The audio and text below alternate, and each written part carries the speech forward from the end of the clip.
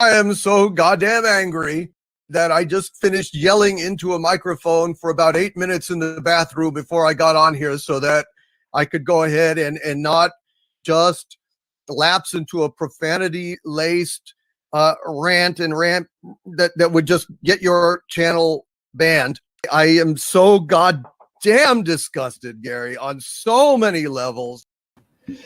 I am excited to see how bad this one gets.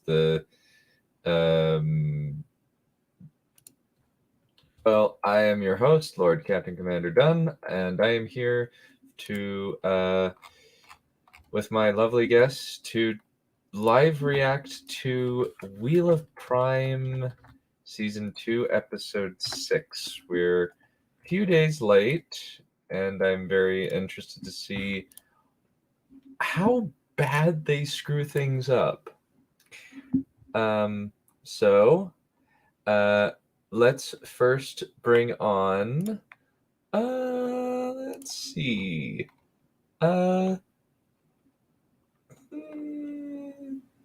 Trip. Agreed. Agreed what? How interesting this episode's going to be? Oh, just the fact that it's going to suck venereal disease donkey dick. Hey, there are 2 scenes in this I actually like. So we shall see. But just be prepared to be all emotional. This is the emotional episode. It's supposed to make you cry several times.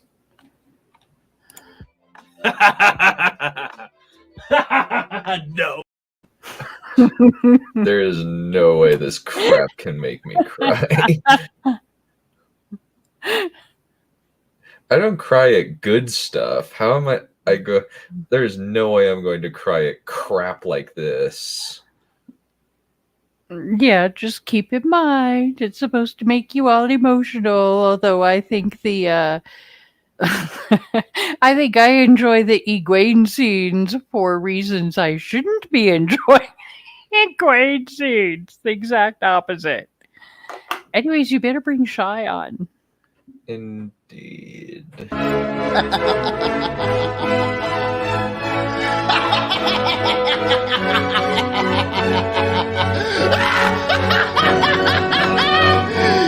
fucked!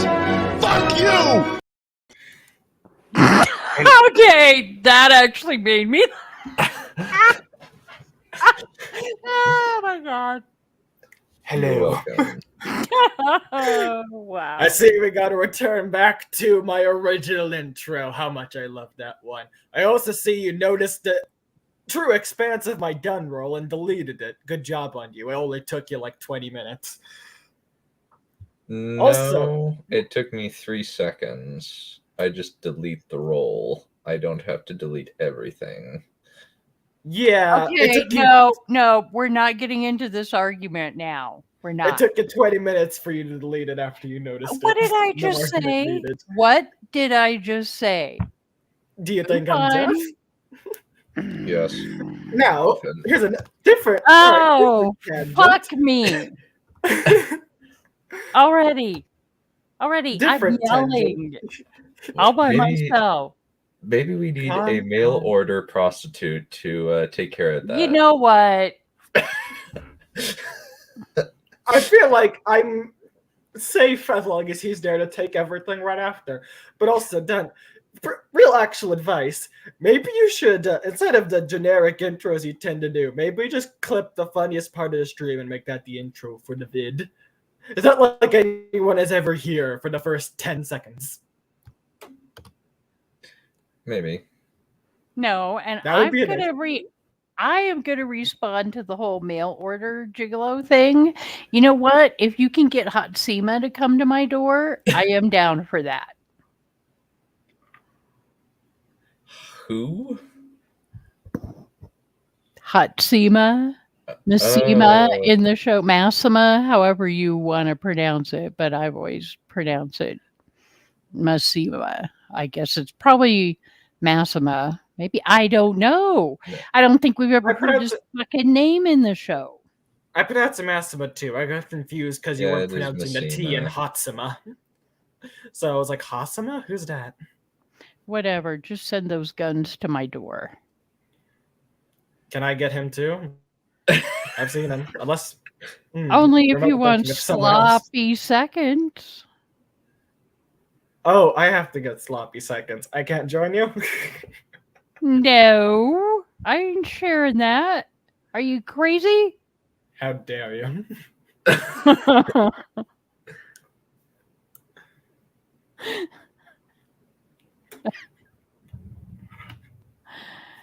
Alrighty, well, now that we've started this off with a bang.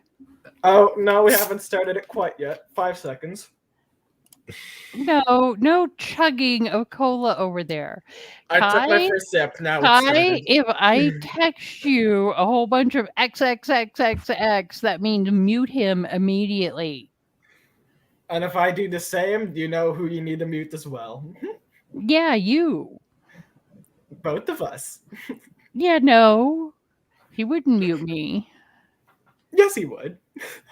No, he wouldn't, because then I would never talk to either one of you. Why am I included in that? Because you're the one who brought up muting me. As if he hasn't thought about muting you. As if he hasn't threatened to muting you before. I've been on this place. I know what he said. He has never threatened to mute me. Yeah, I have not. He still has one brain cell left. That's good to hear, at least. Yeah, and that one brain cell is going, don't fuck with her right now. Just don't do it. Is it? I thought he's already fucked with you 3 times today. In just the past 10 minutes. Oh my God. Would you just start the damn thing? This way I can hear you guys scream rather than me wanting to shove a pen in my eye. Okay. You sure you want to hear me I'll- scream? Your ears can handle it? So, I'm just gonna play the previously on. What did you find? A prophecy in the old tongue. That's it. She's in our world again. Can we trust Lan? Lanfear was famous for her mastery of Teller and Riod, the world of dreams. Finally. You want me to pretend to be in love with the Forsaken? This could be our only chance to find out what he wants. I won't let you hurt Max. You must pump and dump her again, Rand. Bring him to Kyria. Your son is dying. You betrayed your sisters. And you're trying to justify yourself to a woman you kidnapped. Lakesha really exists. Do something! I can't! Where's the Queen? The Western Shore is under attack. The tower has sent sisters to investigate. And you need to go west to track the ship's disappearances. Who are you? Prime of the Yellow Argent. Do you have any idea what these Shanchan do to women who can chant? Collar her. She must be tamed.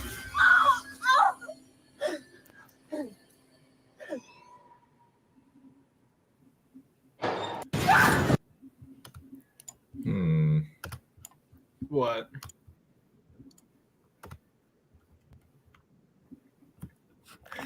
Yay! We're starting off well. I think that they're just like, I think that the creators of this show are thinking the audience is gonna go poor Egwene, when in reality a lot of them are gonna be like, yes. Here's the thing. I was glad it was happening to even book Egwene. Of course I'm gonna love it when it happens to this little shit. What the fuck is that effect?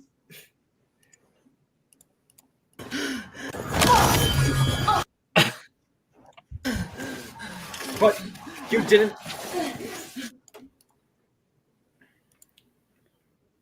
She didn't even hit you, I think. It looked like she was blocked.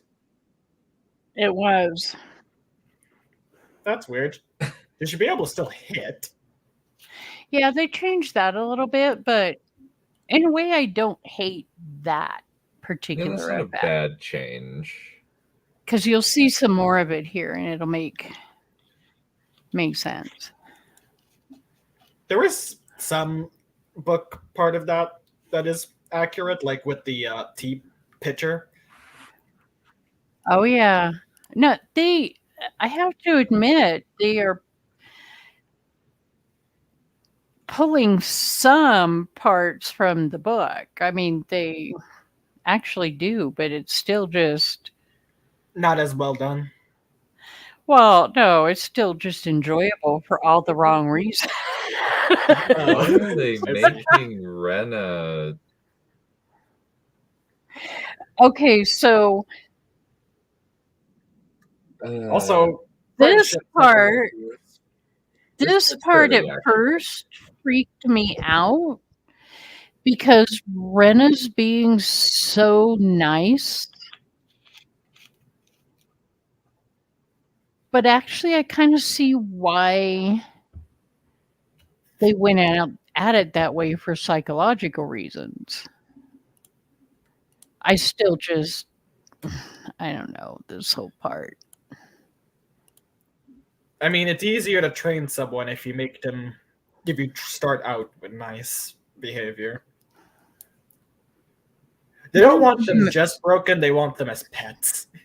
A lot of them. Well, and if you look at it, now this is stupid. That is fan service, period. What is? There's the chain, the physical Yeah. chain, because there's literally, I mean, well, Yeah. because even if you look at it as from inside the show world, right, that they would put a physical chain on them just to Oh, be that's so stupid. Oh. just to dehumanize them more. I mean, I can see that, but it's stupid because they already have a collar around their neck, and you know. Like, is it? They're taking bits and pieces and then changing it in, I'm gonna say, strange ways. It's not the most egregious thing they've done, though. It holds some holy crap. Oh, here we go. Why would you take the ladder? How do you know? You could have really not known you couldn't go into dreams.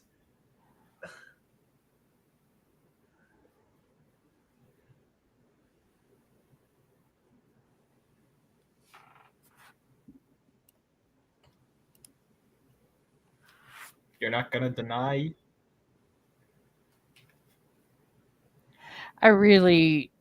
Rand's actor needs a bit more experience. Should be.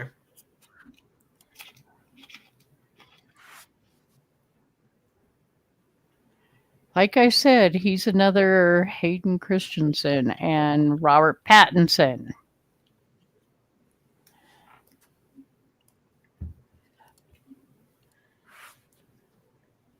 He hasn't. Well, kind of.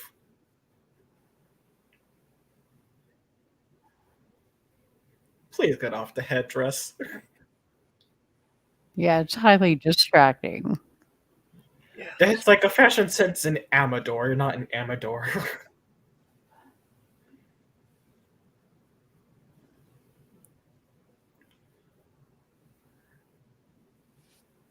Uh-huh. Yeah, this is just... There are little parts in here that I'm still like, what the hell?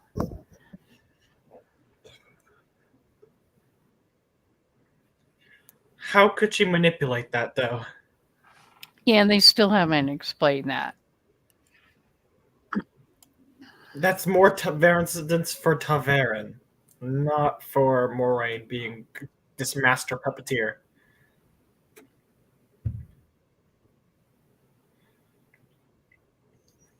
Why? What? Why is that what you want to know?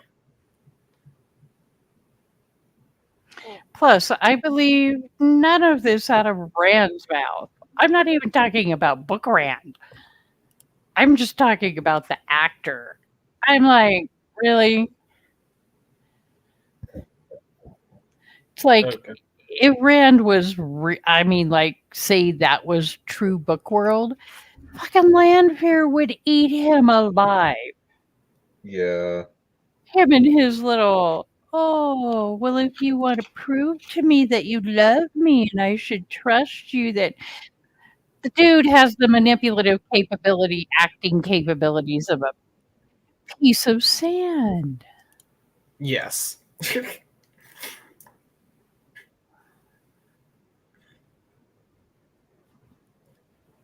What the hell do you mean?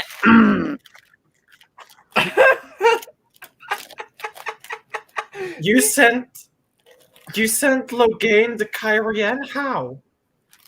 What the fuck are you doing? And all of a sudden, here we go again. Moraine has a plan, and then all of a sudden, She doesn't do she's anything. the one. about She's it. the one that yeets him into the dream world with Lanfear, and now she's all like, "Oh, well, that didn't work." I think next episode they've now shown the Trolloc puppets twice. So I think the next episode we're gonna get the whole Trolloc thing. Oh, so they didn't do it in And this Kyrian. Oh. Mm. Oh, you Let's mean see how they fuck the that up next puppetry time. thing? Yeah. Because that's now twice they have shown those. I thought it would be this episode due to how impatient they are normally. Then again, Trip, it could be a fake out. No, I think they'll do that. Maybe they'll make it look like a Trolloc and then a fade pops out of it.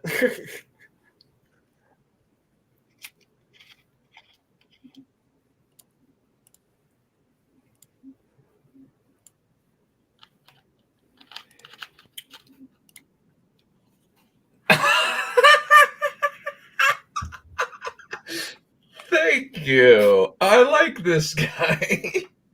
Not for the right reasons, though. I actually like these two. I think that line is a Rima good and reason. her order. Yeah. You smell like elderberries.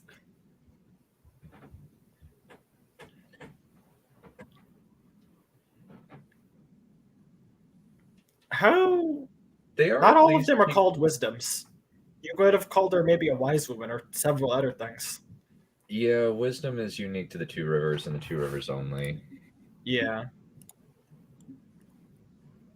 Nor would a belt be a good identifier for it. Yeah.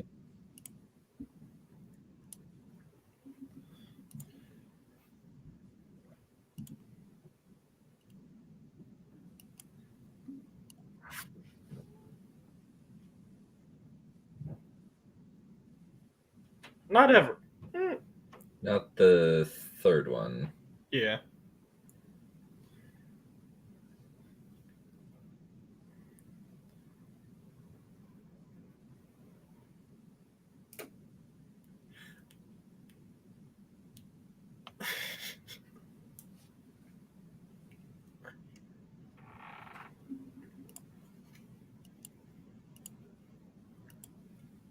This is an appropriate reaction. The hell's happening here? What? I thought... Ain't he dead? I thought you poisoned him. No. No. The fuck? What? Is... Hmm. What the fuck? Okay, so Lanfear's here. She must know traveling then, I guess. Well, hello. What? She's a Forsaken. As if that's a thing I can take for granted in this show. Truly, Trip. Oh, well, if you're talking show lore.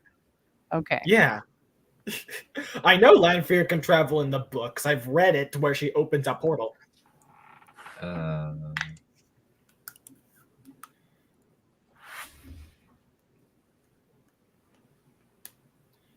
Getting to understand why I like show Lanfear. Yes, I see it. Yeah, Natasha O'Keefe is actually fine. Wait. I mean, it goes right over his head, but never mind.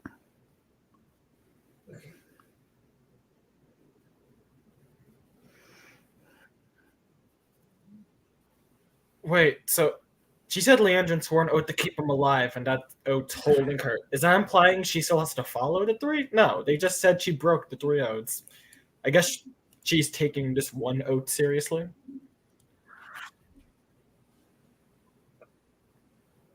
No. What, an oath to the shadow is a hell of a lot different than the 3 oaths. No, the oath to keep him alive. She said. Well, why? Okay, Lanfear does not have to. Lanfear doesn't fucking care. She just uses it as a manipulative tool. I think you the dark one isn't. The dark one isn't going to smack down Lanfear because Lanfear. I think you misunderstood what I was saying. You were saying that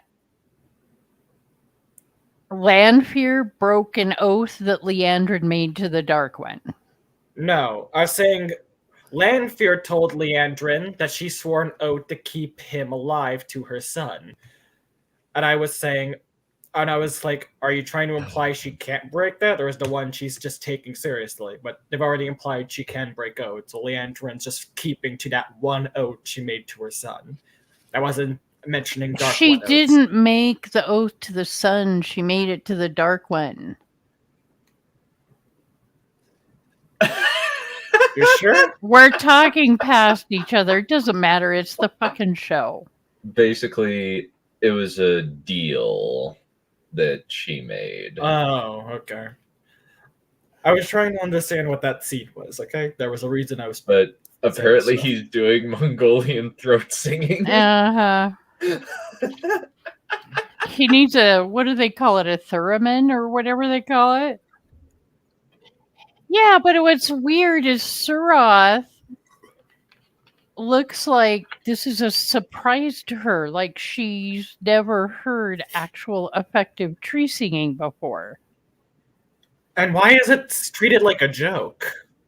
Like they're laughing. It's like, that would be just the thing for like pleasant surprise. Also, I'm not even... Honestly, with Senshin culture, I don't know if they'd be able to laugh, really. As funny as that sounds. Also, I'm starting to think that Karima McAdams is either a bad actress or she legit doesn't care. I keep hearing she's not a bad actress, so soon the latter. I don't know. I don't know if I've seen her in anything. Yeah, I've only ever seen her in one episode of where she guest starred on Vikings, and she was fine, I guess. Would you care if you were being forced to wear that awful head cap? Done, honestly. Also, it's not the first time I've heard that. I think Dane or Alex said it when they saw that clip with Leandrin and her. You haven't even met her as far as I know. Well, no, you've met her, but you haven't... I've never seen you speak a line to each other.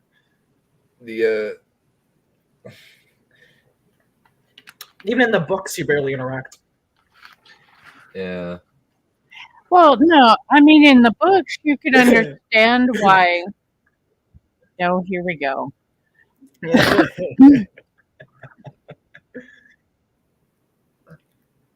I mean, that's me almost every day at some point. Okay.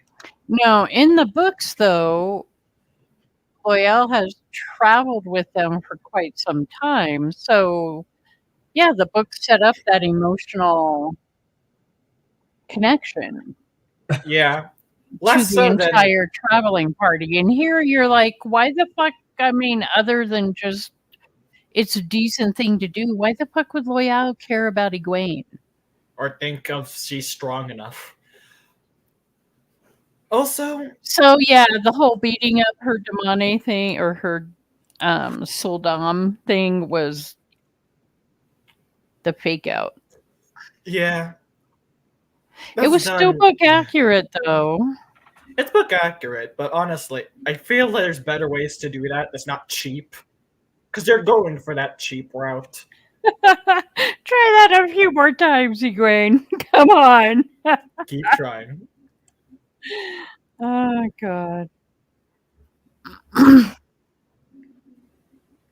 Hey, they pronounced Damane correctly. You know, I've heard a lot of people bitch about this actress's acting in this. In a way, it's kind of like, think about how chilling it would be to be colored, obviously made into a slave, put into a cell, and your captor is just like, Invincible. you're too. not a human being. You've been taught that you're a human being, but you're not. You're going to be my fucking pet.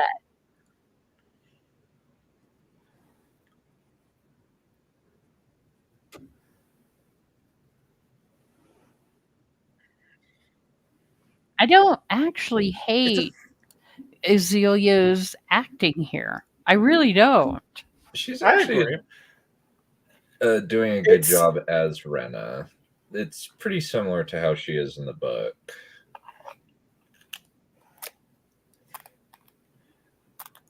This is a pretty big cell to keep a Damane, though. They kept them in like dog kennels almost. They call it the Damani kennels, but they're just plain rooms. Yeah, but this is a fairly large room to keep even one. Well, they've repurposed some dungeons in Falme. I don't really see a problem. True. So it's basically just something plain, cheap, unadorned. Actually, there is something. They kept them out in the open without a door because getting too far from the change made them nauseous. That was part of what they were trying to do, is teach them not to run away. Keeping them locked up somewhat defeats that purpose. The Great Hunt did a very good job of making the Adams very cursed items that just thought of everything and how to get rid of it. There is no freedom when you wear that shit. It is a very effective tool.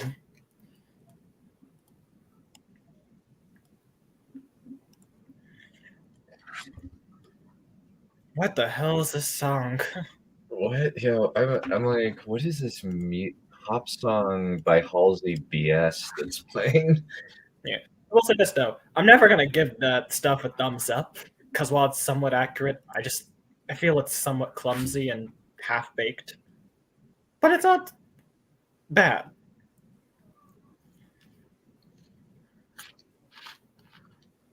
What? Oh, you mean the future visions? That's so stupid. What they've done to Min and to Matt are just unforgivable. Yeah.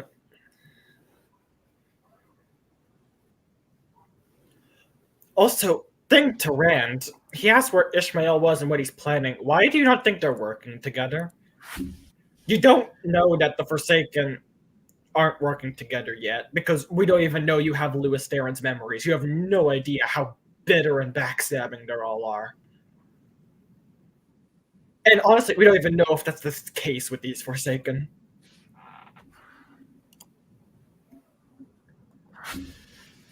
What's about to happen here? Something bad, I imagine.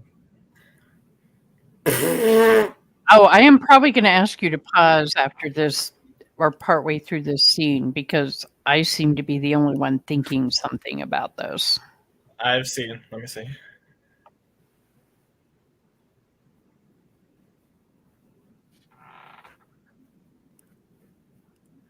How do you know that?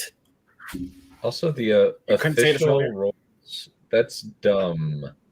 Catchwing came back from the Aiel War with 4 warders that were quote unquote on the Tower records. That's made up BS. Why are you explaining this to him?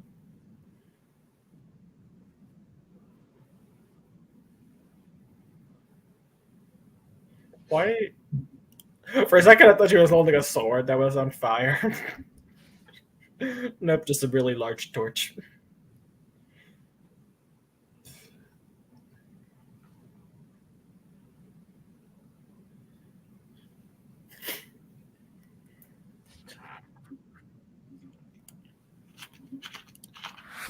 Sawed off, Maxim.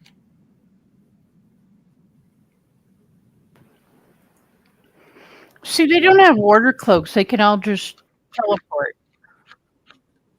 They all maxed out on the hello stat.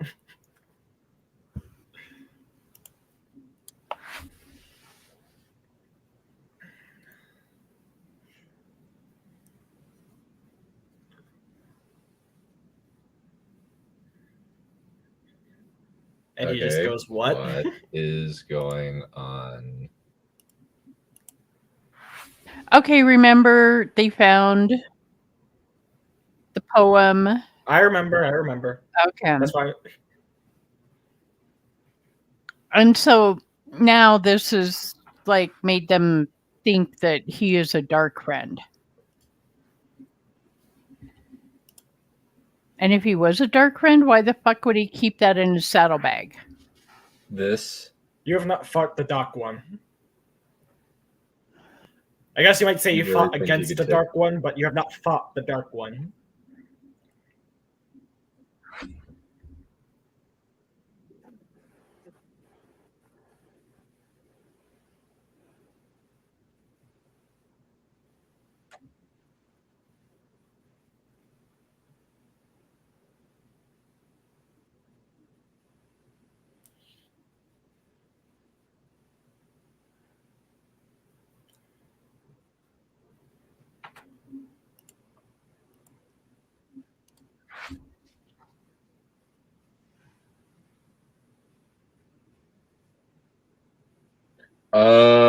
No. That She's you have no saying proof. it's truth.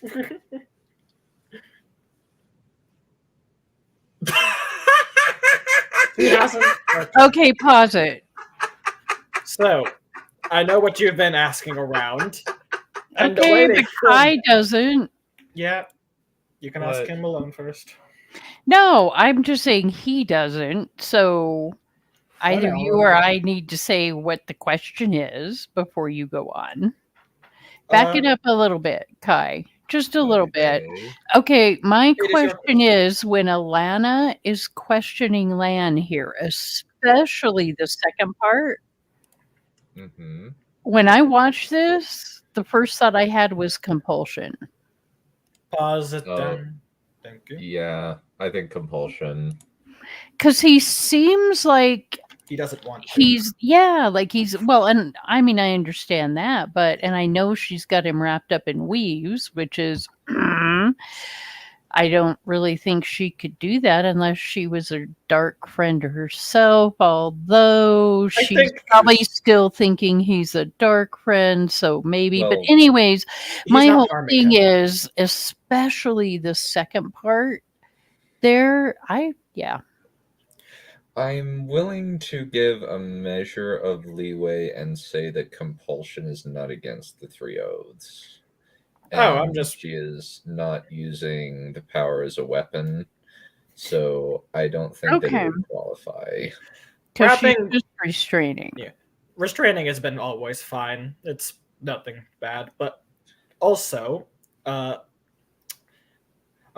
never seen compulsion used to make someone speak truth. No, we have actually. With Mogadane, it was the first time Yeah. serious compulsion was used. So yeah, it could be that. And the way they film it honestly does feel that way. He's like straining his neck muscles. He seems very unhappy about saying this. So yeah, Okay. I just wondered, wanted to make sure I wasn't imagining things. You weren't, and I don't know if that's what they're going for, but they did make that seem the case. Mm-hmm.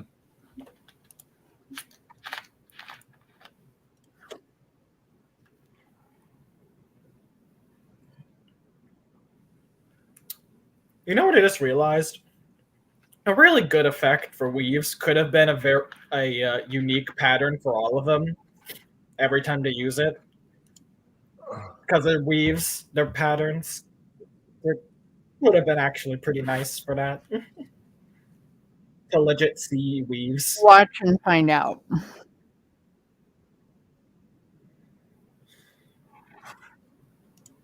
Okay, so having a Was that bad a reply to dream. my stuff? Okay.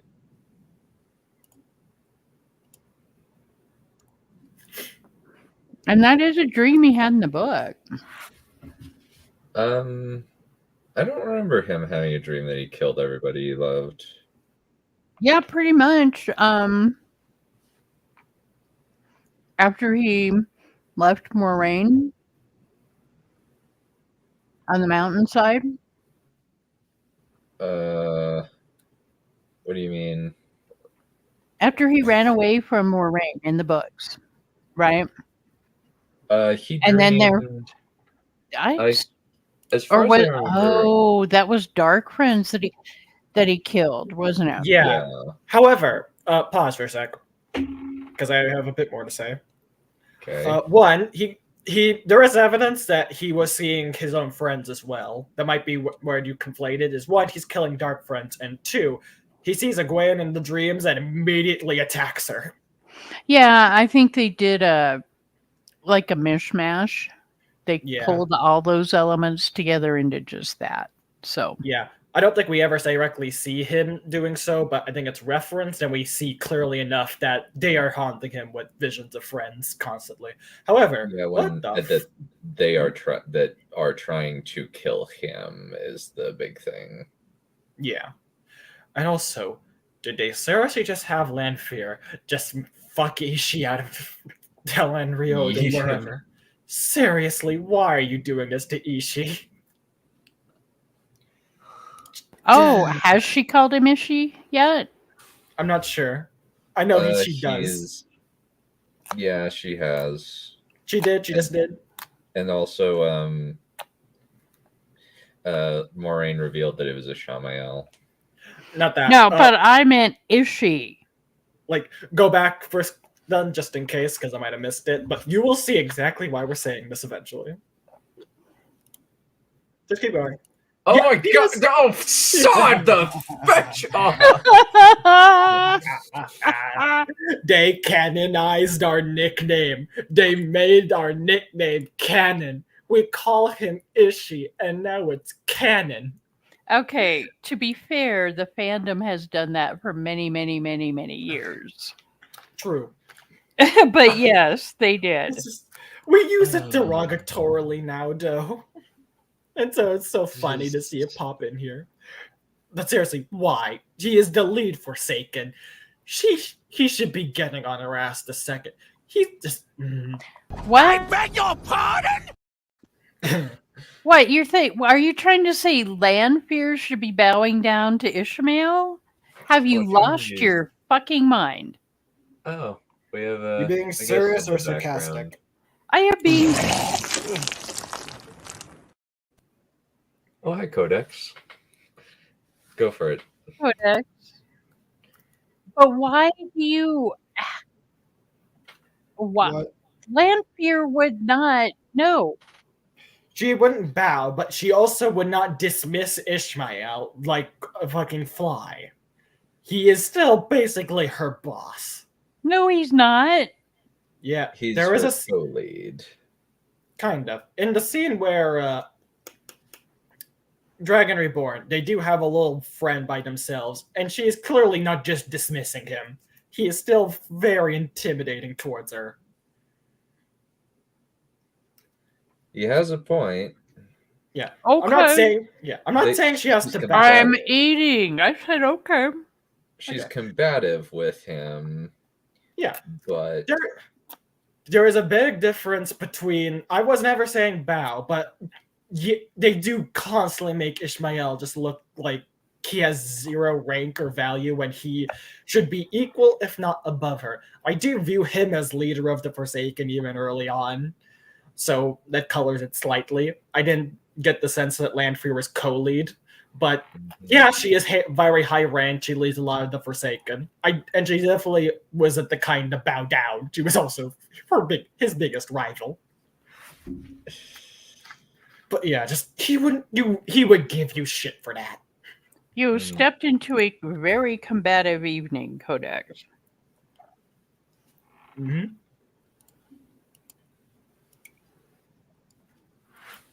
Fuck you. No. No. Well, kind of, but Well, travel. I mean, yes. It's lowercase Traveling. L, so. The way she says it technically, is kind of weird. I know she said it kind of weird, but What she says is technically true.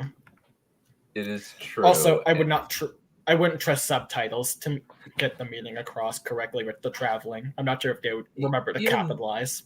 Well, even then, it's like the context is you can travel too. Like you can travel using the world of dreams. Which is true, yeah.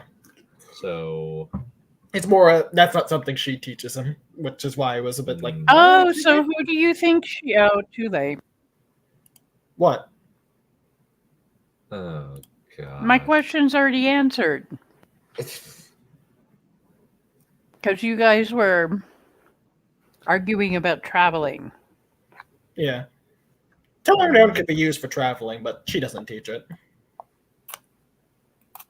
On either version. I'm pretty sure Rand does the dream traveling on her own. Oh dear, Wait, they're going to are they actually... okay. No, they're going to do the I thought you were dead thing, which is so stupid. I'm wondering if this is fake or not. You haven't been paying attention.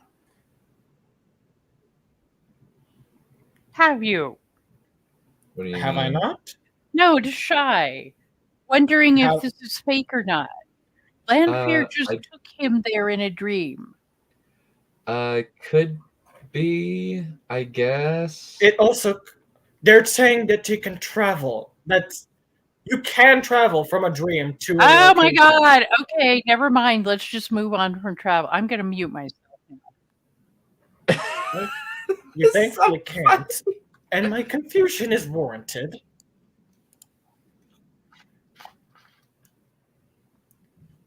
I don't know why you feel like I should be so confident on these things in here. Yeah, this is basically where nobody has any idea what they're doing.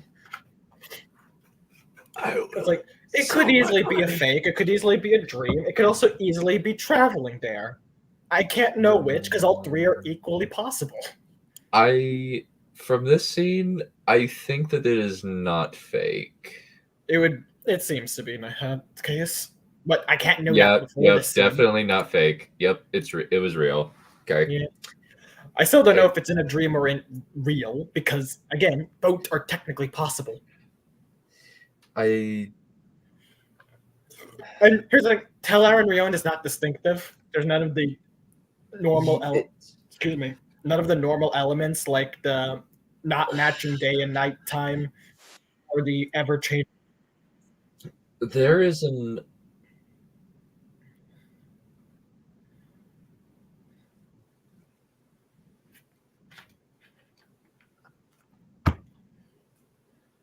it's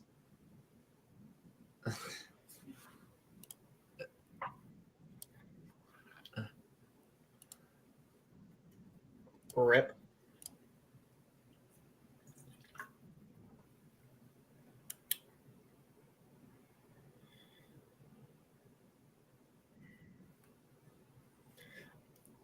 So they do finally have the hole in the wall.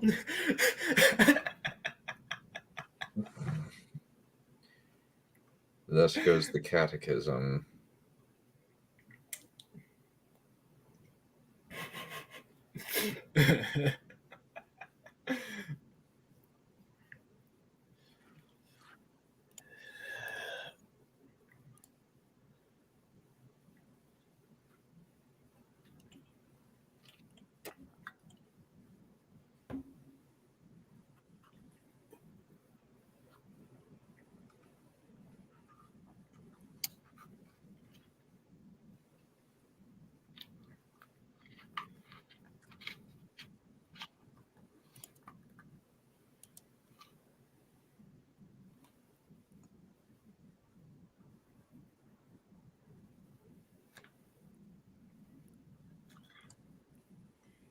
You've known her for like a week.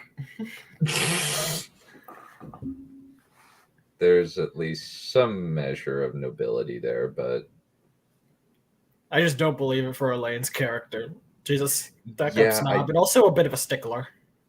yeah, that's a fair characterization. They're kind of They just haven't done a good job with Elaine. Maybe I can believe. Okay, how the hell did you get that? pickpocketing. I have a bit of a difficult time thinking they will not notice in a dam going missing. They value those things like hell, especially on this side of the ocean, I'd imagine. They need every one of those to acquire more. So the way they got that originally, they took it off of Saldan. There was no one to report back. Unless you've somehow stuffed the Okay, Saldan that's somewhere. interesting. I don't know. Okay. Yeah, I don't know if they're trying to do this, that they've suddenly decided that she's been stilled, which is no. Or if Moraine's character in the show is so fucking stupid that she thinks she's been stilled. But here's the thing. I imagine X and I do know how to shield. They need to because of the whole threat with males kind of thing. So I would believe she knows what a shield feels like. You need to test a shield on somebody. And I'd She's imagine never been shielded by a man. Ugh. I mean, I'm just saying, but I imagine this you're being a is bit this sarcastic. is really. I'm like, they just keep making Moraine dumber when they're trying to prove what a genius she is. It just kills me. It's It's kind of funny that they have made Barthanes a sweet little pawn. I wonder whose head's going to be put on a pike.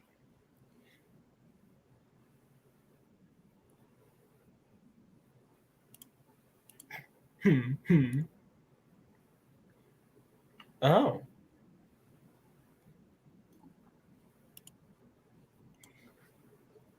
Wow, Mary Sue vibes. But don't you feel How? emotional? How? This is massive emotional manipulation of a crappy man-made horror. Yeah, man-made horror space. Man-made horror. This is not a kind of setting where I can believe Moraine can just come anytime she wants. Oh. How long did it tell you that he was? I guess maybe he was dying for months, and that's what she means. There you go. What? There you go, Codex. Sorry.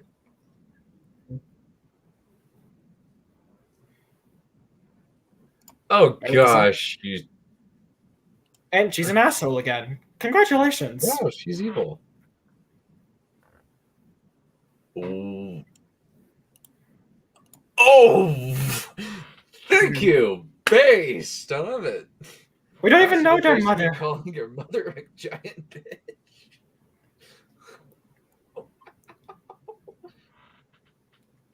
I like seeing Moron called out, but still, just a lot of that didn't. The way that this is framed, it's that the sister is in the wrong. That's my thought. The framing is kind of pleasant because I like Moron being called out because she is a bitch. But there are some parts which are like, if I'm gonna at all feel anything in this, I need some questions answered. One, how long was this the case? Because I can't. Was it a week? Was it a month? Was it a few months? Because I need to know the situation better and why you're pissed. Otherwise, for all I know, you're just being unreasonable. Yay, Sophia Canedo. I like Sophia Canedo. Why did you ruin Sophia Canedo? What the fuck is happening? Did you just make a bunch of air blades?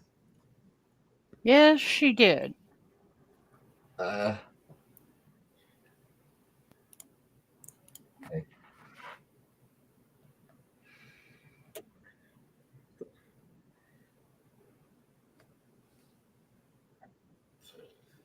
How did you find her? I guess they're making it to Alana new. Oh, stones. Is that what stones is supposed to be? I I've seen guess. I've seen a It's similar game before. complicated. I thought stones was more like a different version of chess. It's complicated checkers, based on the description. I've seen the game in Knives Out. I don't know how it works. I would honestly like playing it. Also, oh god.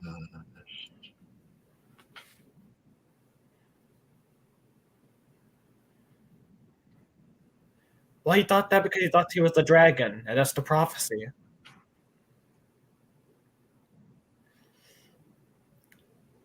You don't know if he actually cares, mate. Have they even said the certainly Corinthian could cycle in the excite. show yet?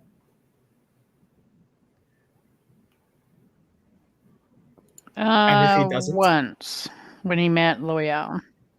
Okay.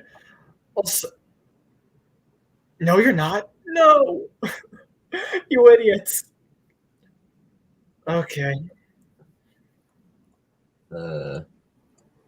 You're not surrendering to anything. It's the exact opposite. Okay, no, you have to listen. Sorry. Logain was saying you're surrendering to it. Don't do that. Okay. Thank you. But how the fuck can Logain see him channeling?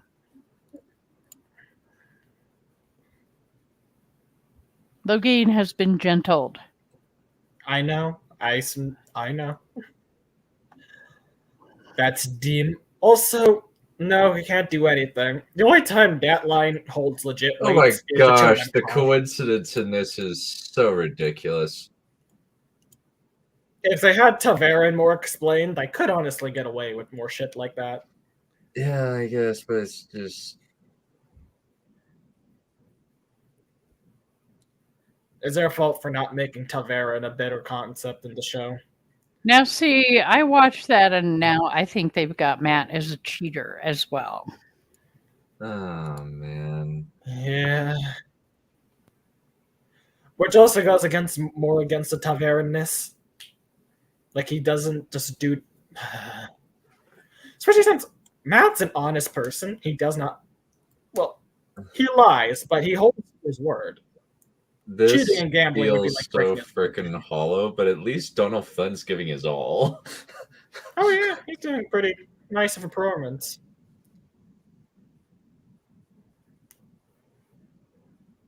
That's funny they call. Oh, that's so funny they call it crap the haircut. Oh my god. I actually feel bad for Matt right now. He's like, are my other friends here? Are my friends here, please, Rand? I've been in a dungeon. I haven't recognized anyone. Okay. There we go. I'll compliment the show. I actually almost shed a tear for Matt. I felt so bad for him for a second. I think that's more because of Donald Flynn than anybody else. Probably. It's like when Chewbacca started crying in Rise of Skywalker. That was the only time in that movie I felt really bad.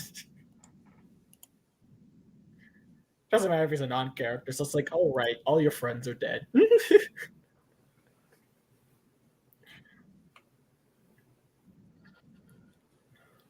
Ooh, we gotta find out. No. Okay.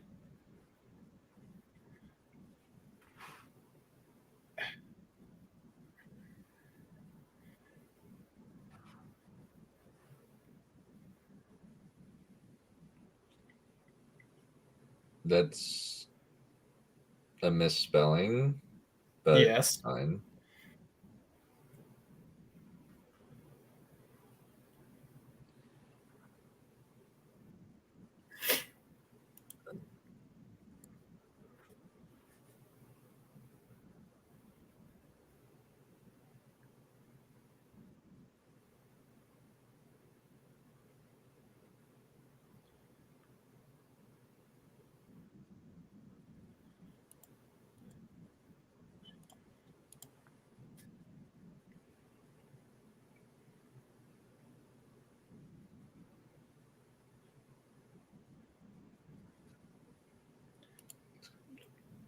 Are you saying you killed one and then took one? So, surprisingly enough, this isn't a bad episode.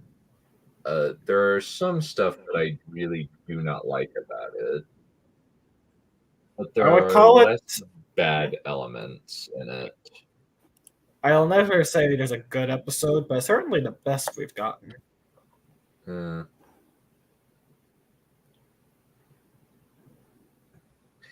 Okay, well, let's go with bad is the good is the relatively is a relative term, and it's the absence of bad. Agreed.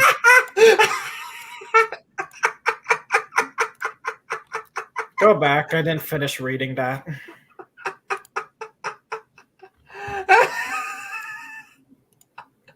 Go back. I didn't finish reading.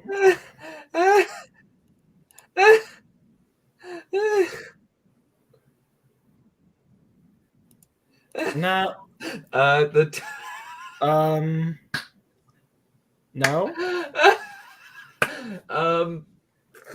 She was a. I don't think. No. She was an Aes Sedai, but Shanshan. Nobody knew what Shanshan were. They didn't even know there was another continent. I'm not even sure if it was an Aes Sedai, because I thought with the time frame, I believe Hawkwing went to another place. There was a lot of wars, and then one of them, I don't know if they even gave it the Hawkwing or Descendant gave the Adam, so I don't know if it's an Aes Sedai or not. It was technically an Aes Sedai. As in someone from the White Tower on Samchan? No, as in a woman who could channel, since they had Aes Sedai. Since the breaking of the, I imagine that was because of the breaking of the world that Shanshan split away from the main continent. And that makes more sense here. And because of that, there were Aes Sedai on that side that also had brought over Grom and Rocken and Torm from other worlds through portal stones, because that's where they're from. All right, that makes more sense. This doesn't make sense. If they're going where I think they're going with it, it's really stupid. It's sometimes hard to tell when the show is being dumb or when they just miss-say in the worst way, because they don't actually know what the words they say mean, really.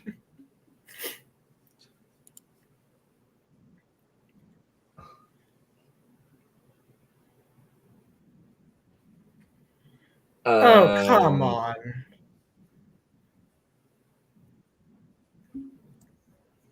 You fucking okay.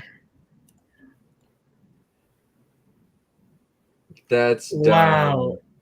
I gave them the benefit of the doubt again when I really shouldn't have. Why? Why is it every time I do so? They actually managed to. Can I have one time the show doesn't just disappoint me?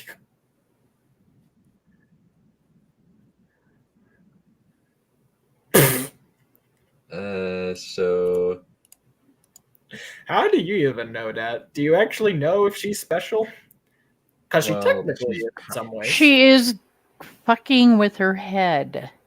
That, and she's super powerful. Yes. So technically she is special.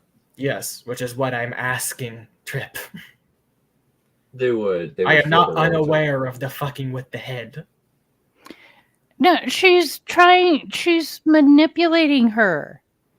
Oh my god, once again, do you not even know me at all? I don't know why you're referencing this as if I don't know. Because oh my god. No, truly, you just seem to misunderstand a lot what I say right now. Maybe it's the vape.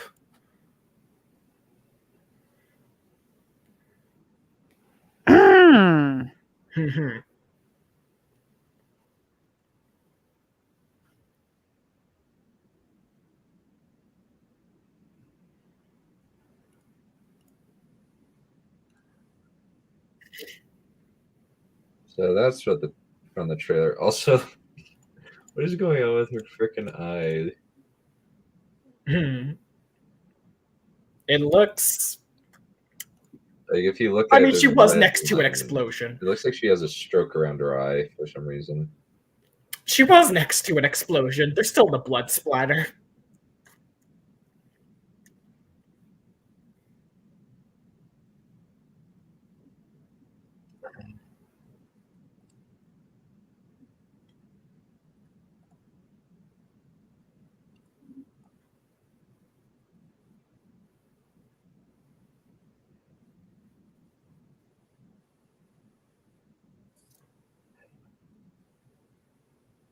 I don't know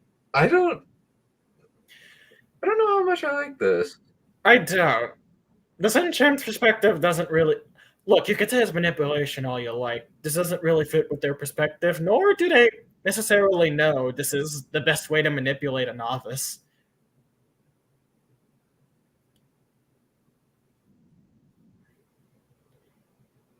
They don't focus on how good the power feels or how good, since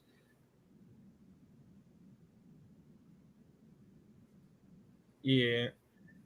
They don't even just... they try to break down novices, or I can see break that down Damani. Yeah. I can see that potentially being a tactic they'd use once they understand them better, but not initially. And you don't know her. You don't know if this is a tactic that would differently work. They barely know how the White Tower works at all. You just captured an Aes Sedai not long ago. This is so crude. They just have Rena punching Egwene. That's honestly, that is kind of weak sauce. Yeah, they could have just used the Adam. That is better. Though they've overused that effect at this point. I think it'd be more just like she's contorting. Wait.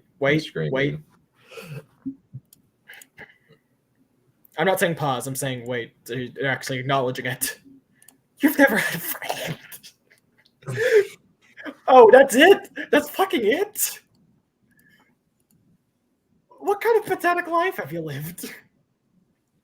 I know you're noble, but Jesus. Maybe they should have, mentioned her brothers at all. Or maybe she doesn't have any.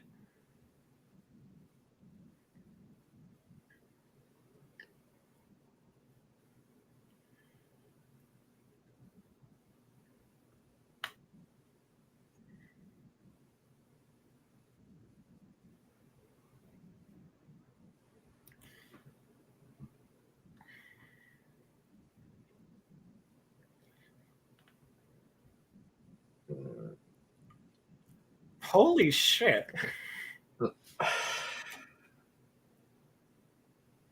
That was a good hope. What?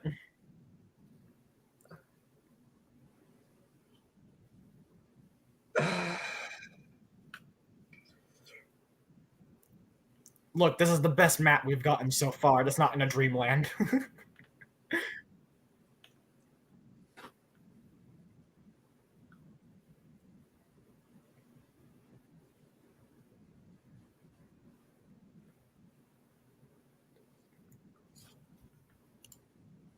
I am in shock.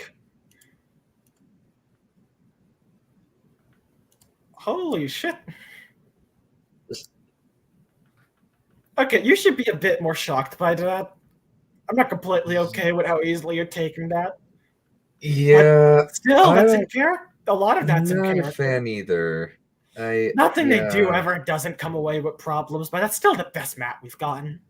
Yeah, that's the least bad interaction. He's not an ass. He's loyal to Rams. He wants to help his fellow Emin Fielders. He's even funny. He has humor. And I just cannot see this actress as men. No. Neither can I. I can't see this character as men. That's because it's not. It's Max. I know, but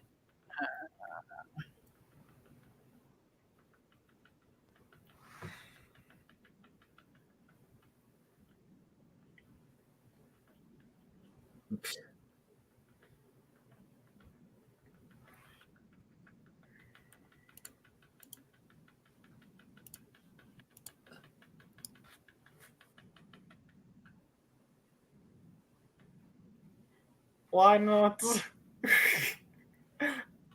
I know Ishmael. Oh, you're warning him about the stabbage.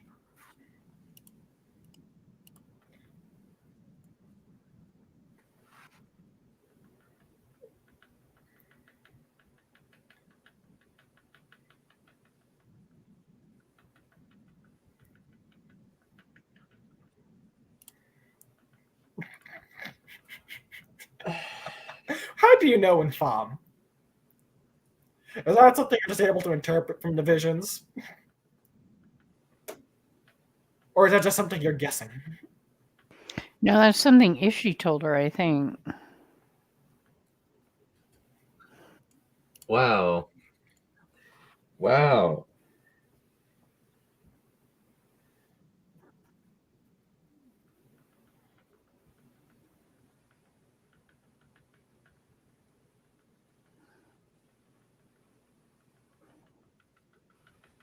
What? I mean, maybe that might still technically work.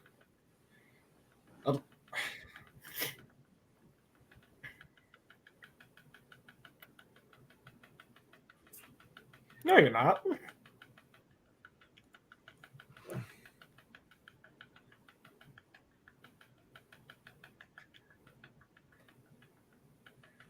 Do your visions not always come true?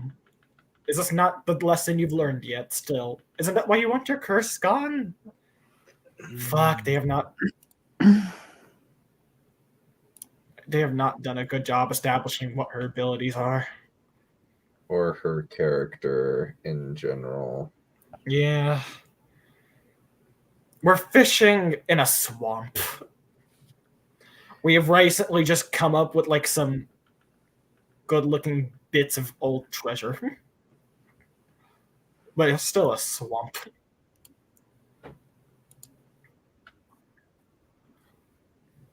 Yes. Yes. How is he? Dad, you were supposed to be dead. Too. Yeah. And now I see where the sandwiches are.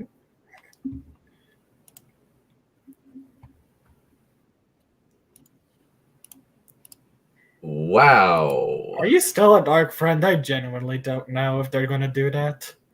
So basically, it's kind of hilarious they've assassinated this character by making him look like the one guy they've made from evil to good is kind of a weird choice. Why is it they keep making the evil characters good? Like better people. Okay, and just poof, we've got 14 Aes Sedai that have teleported here at They the all Emerald's request. It's like just... Including Liana, which is hilarious. Oh, we have everybody. We have the whole crew. Okay.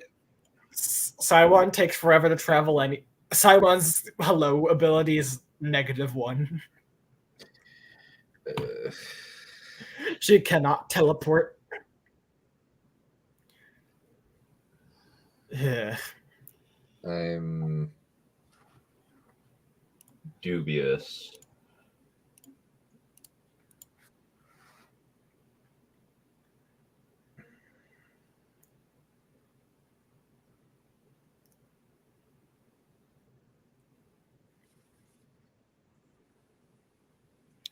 And we have Matt abandoning Rand again. They had it for a little bit. And then they ruin it.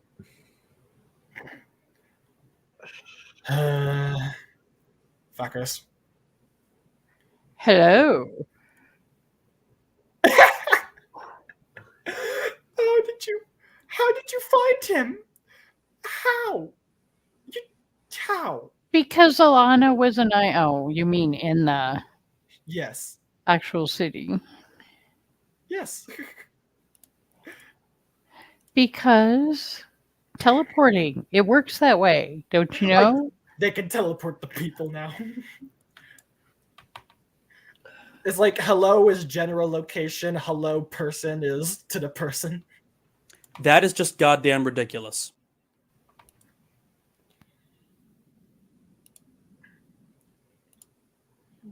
They also cannot hurt themselves. Just a thing to remember. No, you don't need power. That's not how it works. Are they... What are they changing?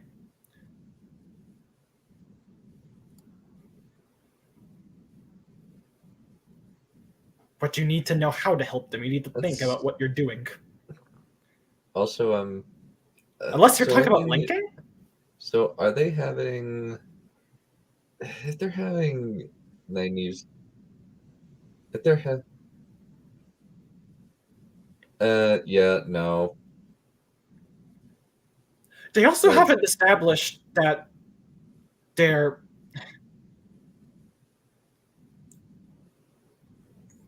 One, That's no. okay. That's Also, dumb. two, they've not established that people who begin the channel are weaker and then gain strength over time. Because they've had them just do bursts of power. They haven't made it clear that they are still very weak and then steadily grow.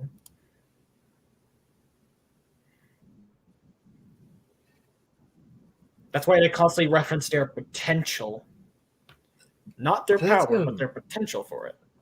It's kind of a weird ritual that they actually find some importance to it.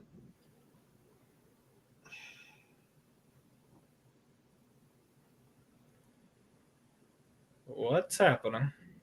God, I can never get over how bad those rings are. Yeah, Yeah. they're so awful. Are they feeding her at all? Nope.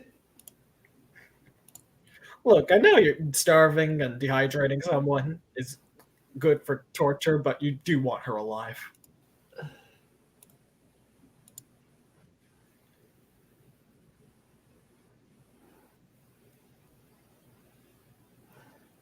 Is her other eye red now?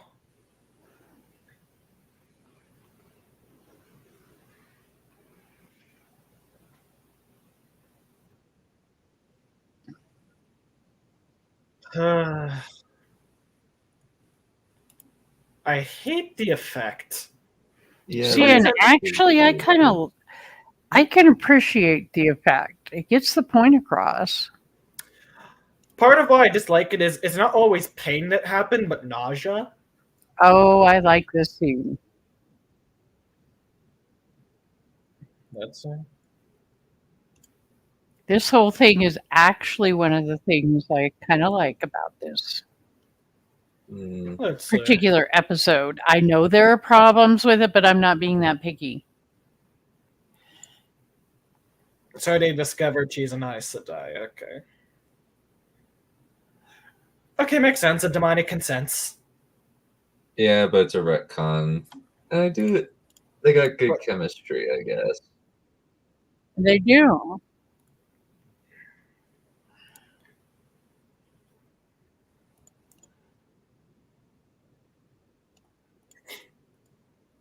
Yeah, I really have to disagree on the effect.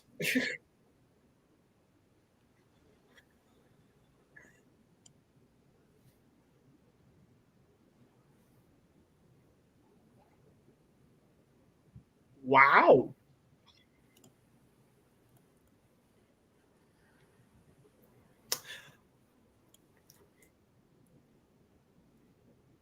Honestly, I do kind of wonder who would be the one more likely to win, a Damane or an Aes Sedai. Damane are more used to fighting than the Aes Sedai.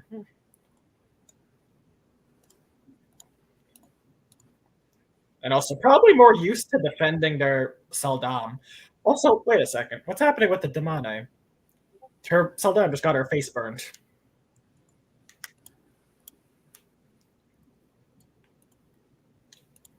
Also, why are you hanging her? You have the Adam. That's the entire point of them.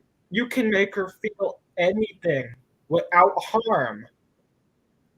That's the point.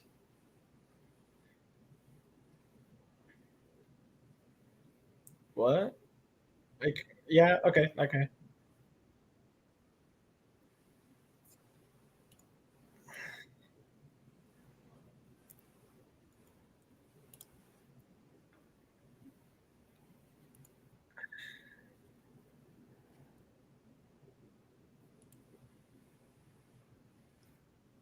Could you potentially kill yourself with the one power? Yes, I like.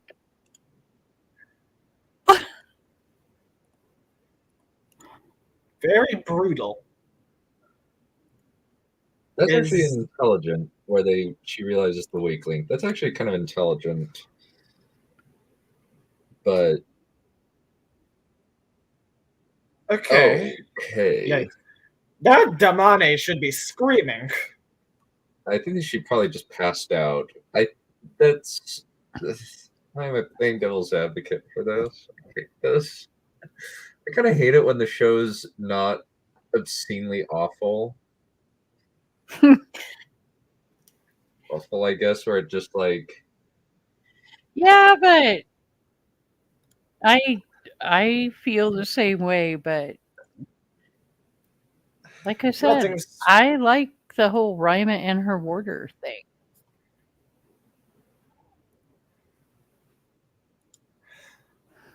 My complaint, my main one, would be the Damane should be very used to protecting their Saldam, and they just seem incapable of it. That is actually very, very good. That is a very good point. They should. Yeah. That's why I was And saying. they gave her too much time to channel. I concede those points, Yeah. but I still like that scene. I enjoyed I it. get what you're saying. That is my main complaint. It's for having a main complaint, that's the best one. Especially since they haven't established Damani and Aes Sedai very well. So by show context, that's a complaint only you would say by book standards, which is better than what normally happens.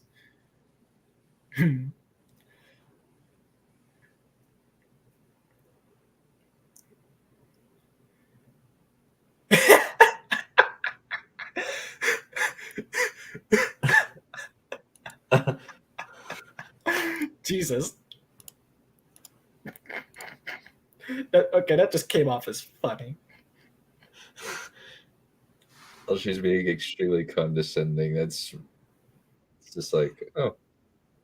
I honestly don't know if it'd be better if she drank or spilled. I think drank might have been better with a satisfied smile. You know what would have been?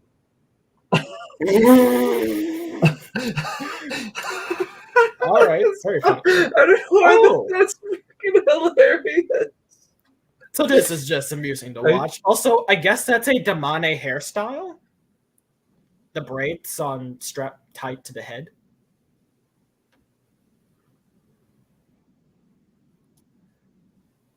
Oh, for Pete's sake.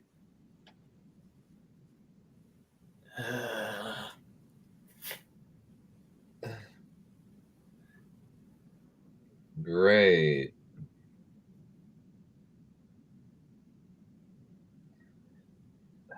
This kind of just solidifies in my mind that Egwene is a massive Mary Sue. Oh, yeah. And there is a little thing that'll probably pop up here. That's the preview. Yeah, I'll put that in the regular stream. No copyright risk with that one. No, that since it's a trailer, there's no probability of that.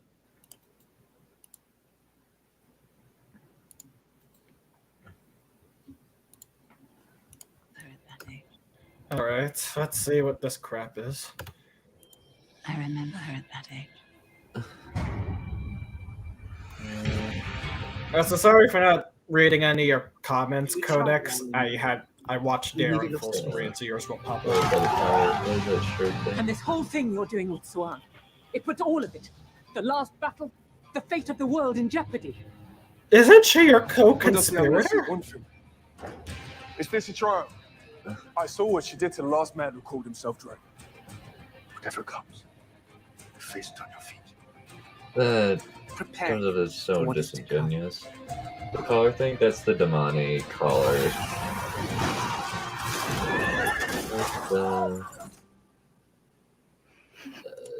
All right, so that's an interesting episode. Yeah. So, all right. Is this the commentary?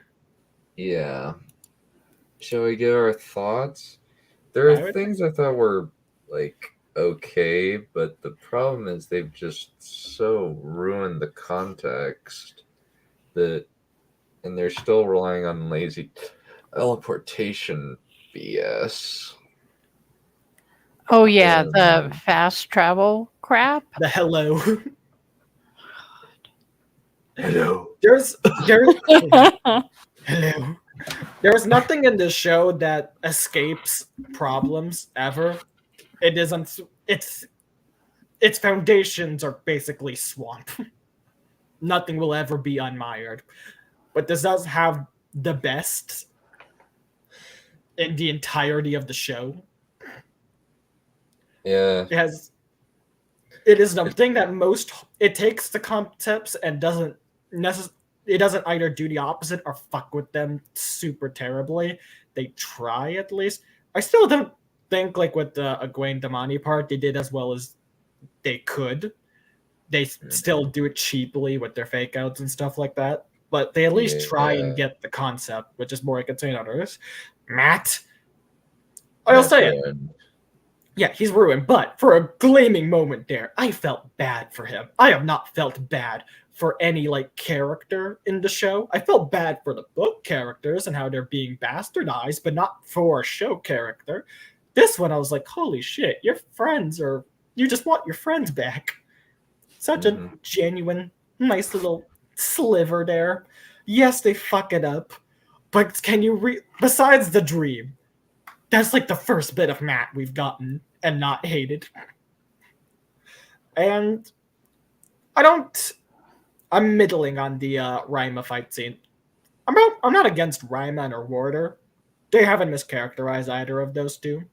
Well, because they didn't have any character. Yeah, they don't have much source material. Not really what I was trying to say. Correction on my part. They're not bad. They don't fuck them up. They're fine. The battle scene, there's some stuff I can comment on, and I wouldn't call them nitpicks, but also show context. Granted, my complaints are the big ones are from the books, because Damane should be a lot better than what they end up showing. Because Aes Sedai are not actually that skilled at the one power battle-wise, due to their oath to not do harm. Damane, meanwhile, other than Shadow Spawn, since not many of them go up to the Blight to kill Shadow Spawn. Yeah, but the thing, after I thought about it, Rima, what she did to the Soldam, that was actually coming from knowledge of healing, because if you can heal bones, you can certainly break them.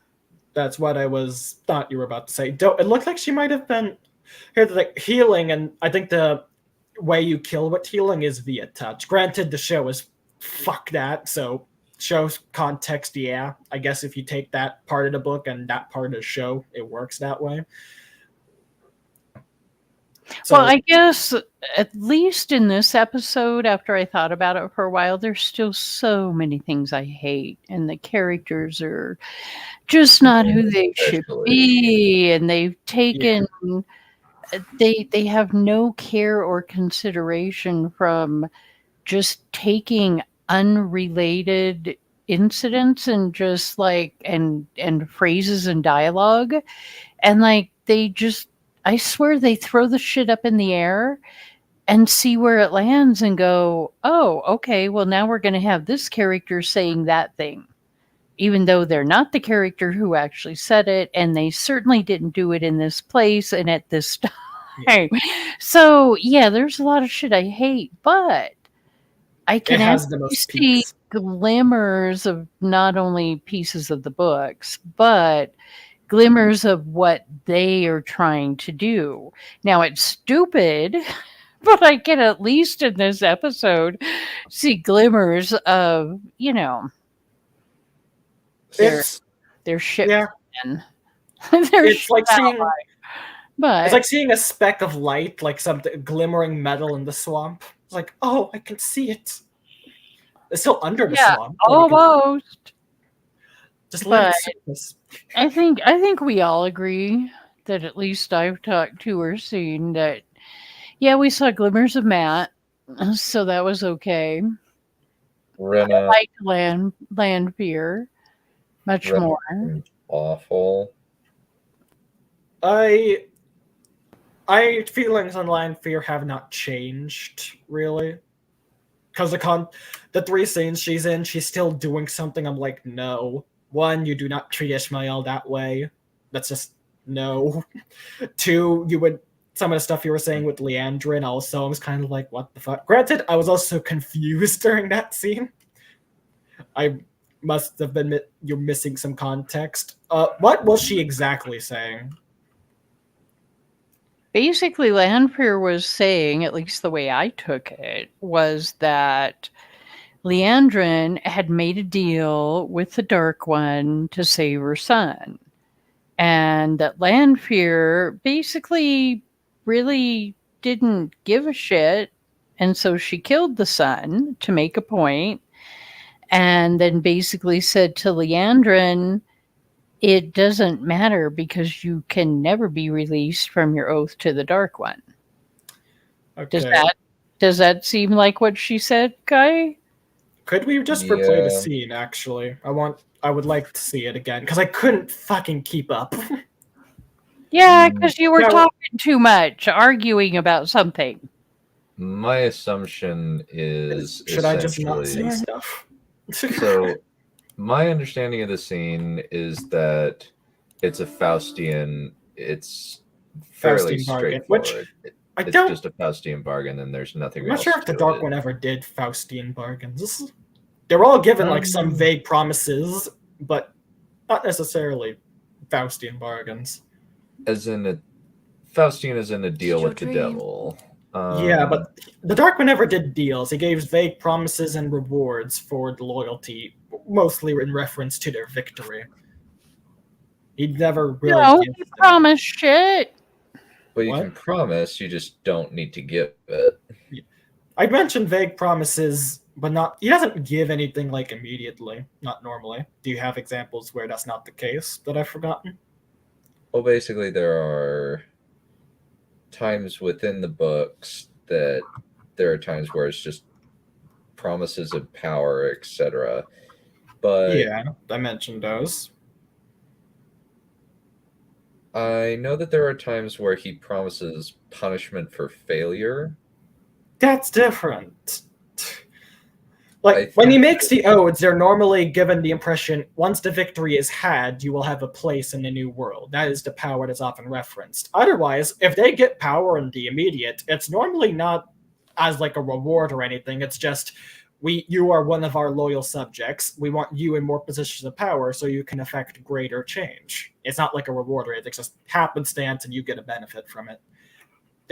There's normally not like deal with the devil. You help me, I help you. No, it's just you serve me, and if something good happens, good. And you get the vague promise of power in the future, if I win. Yeah, but they wrote themselves into this, so you can see why they had to do it this way. Did they? Yeah, they created a backstory for Leandrin and have given her a son and making that the reason why she became a dark friend, so...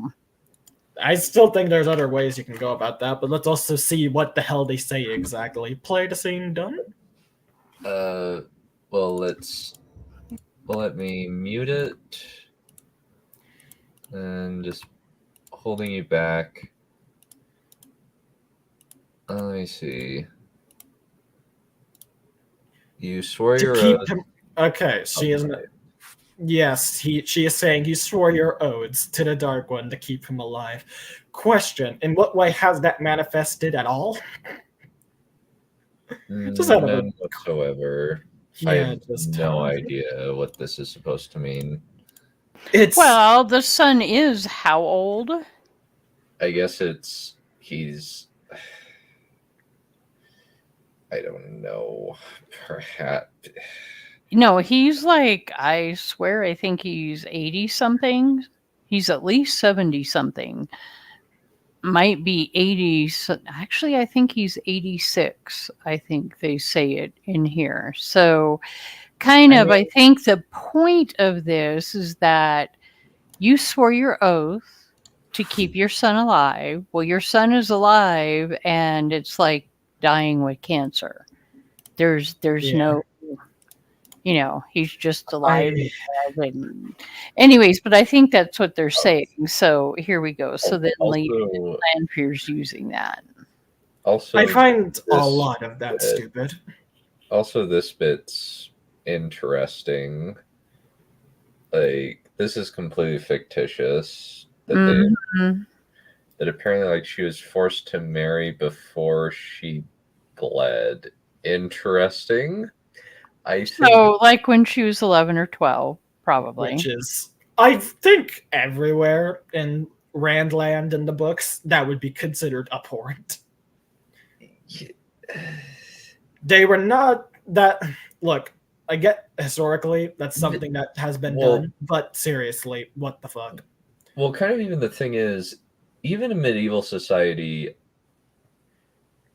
they would not marry off a girl until she had her first menstrual cycle.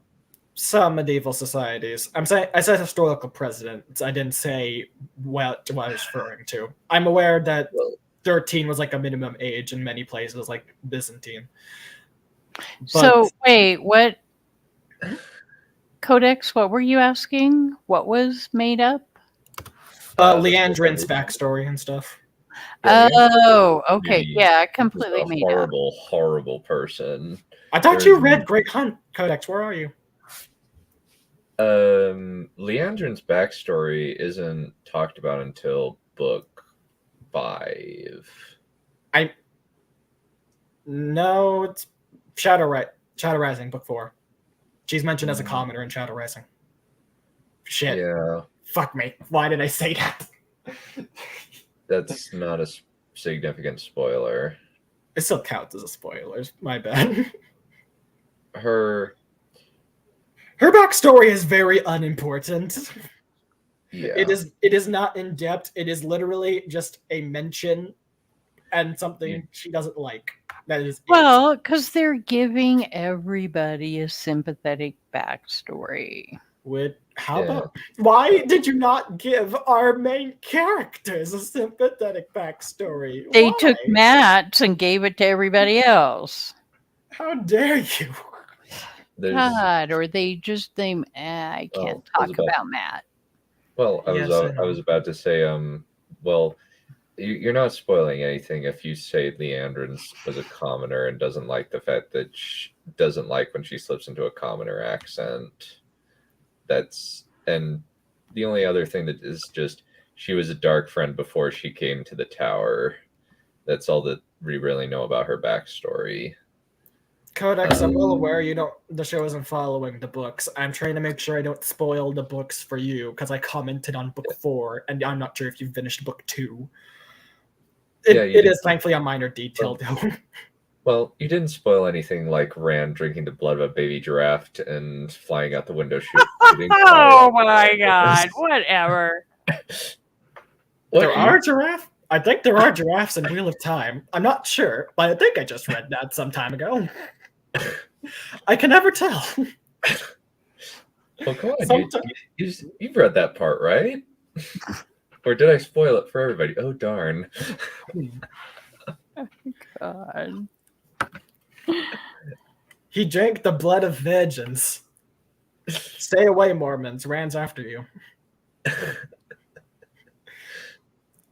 Okay, so what do you think about them unironically trying to present Alana and Maxim and Ivan as thinking Lan was a dark friend?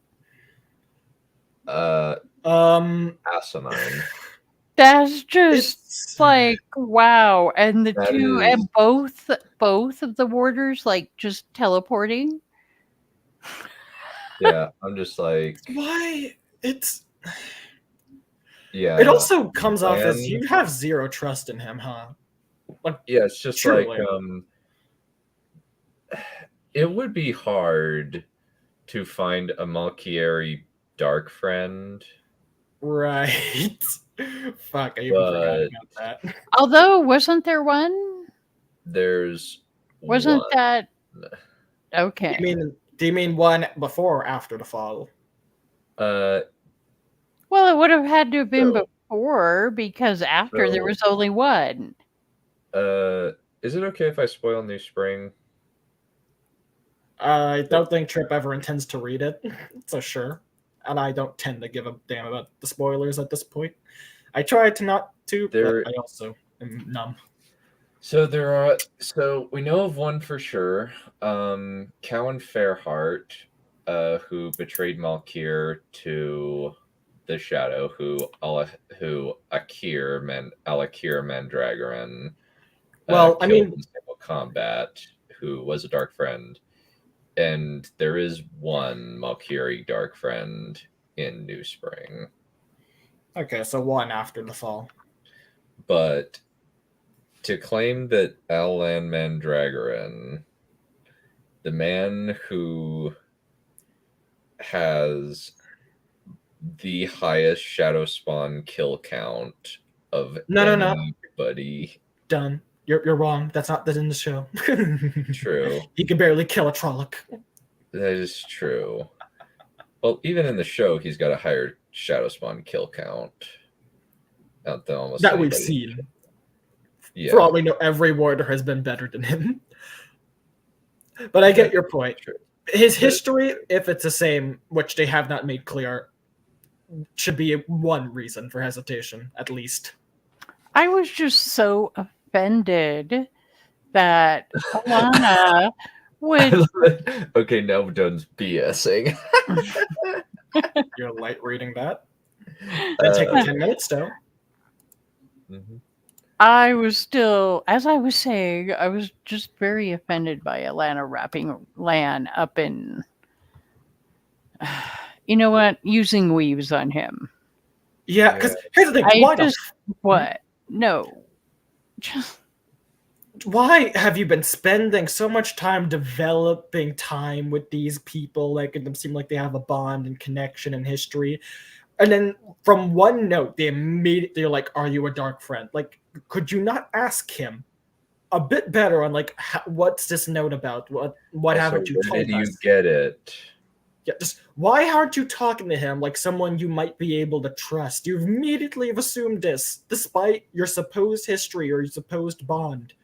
Seriously. Well, it's just stupid to begin with because how? It's such contrived forced drama nonsense. Well, yeah, but it doesn't even make logical sense. So you find this note, this poem thing in his saddlebags. You read it, and if he was a dark friend, why would he be carrying that around?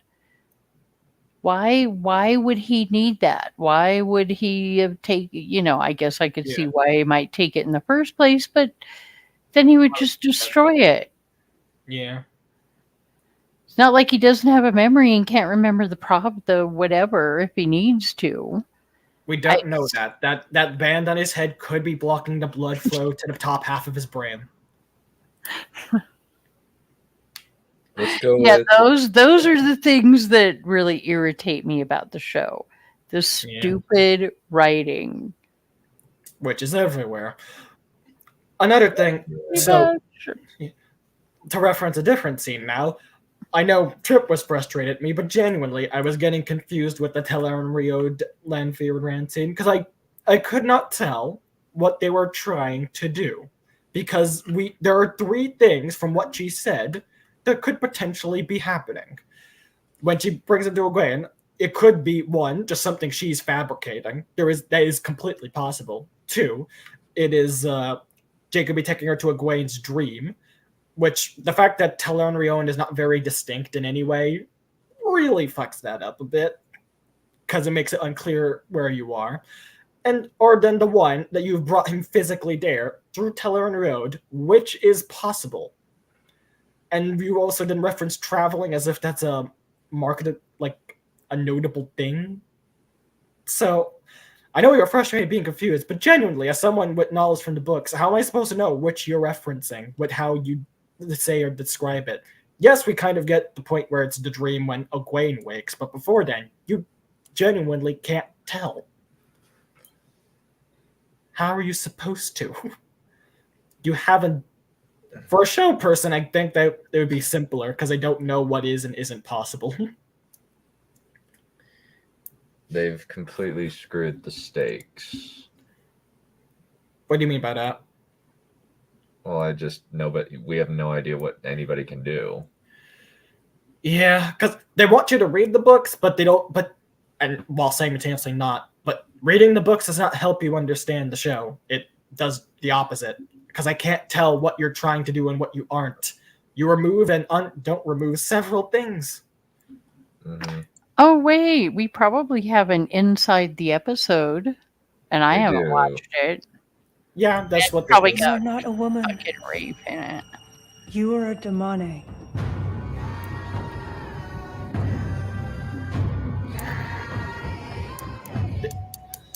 Episode 206 at its core is really about Egwene and her journey as a demone. It's one of the best stories in the entire Wheel of Time book series. And so every conversation... It is the part of Egwene I like the most. Because that little bit of trauma she had lingering in Dragon Reborn was like, oh, this is the most I've liked Egwene so far. Because it's something I can understand. It's a reasonable reaction, and it shows the scars of that event.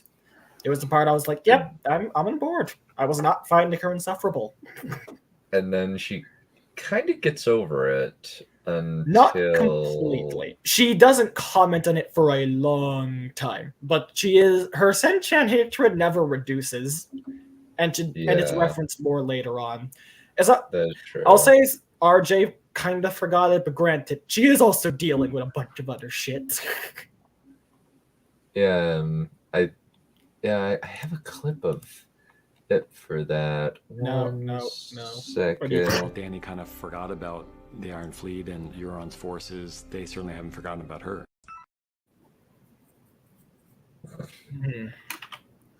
Unneeded. Anyways, yeah, the fact that that's your favorite part is telling, you fucking bastard. It's such a small part. Even Egwene's character, it's a very small part for so long. Her training with the Aiel is a bigger part that makes up her character. Not the Senchan was one book, and then with some lingering scars that come up much later, as during her time as Amarillion. Fuck me. Codex, why are you here? It is called Amerlin. Fuck off. You do the same thing with Elida. I know I mispronounced it. That's not why I'm saying fuck off. I just feel bad. Well, what's even so much more funny about that is you copy Steve's mispronunciation. Really? What? What, Eladia? Look, the I is in a somewhat strange place. No, it's not. Elidia and Eleda. Eleda sounds like it rolls off the tongue better.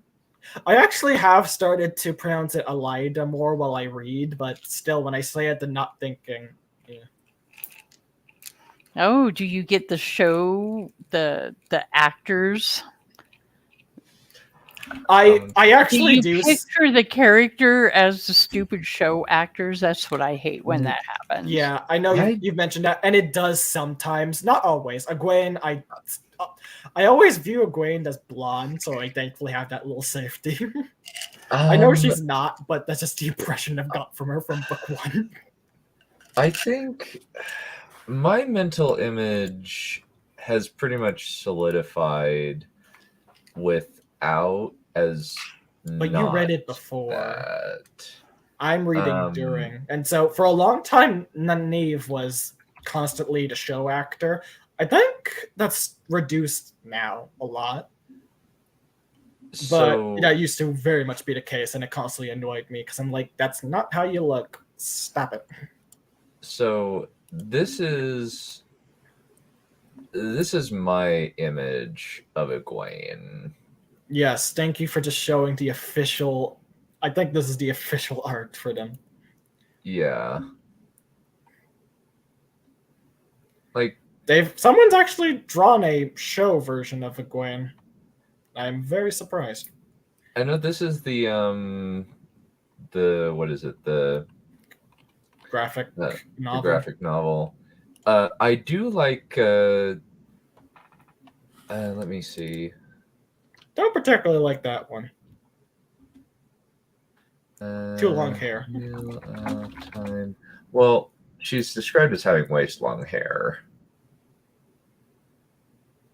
I again just view her as a shoulder-length blonde.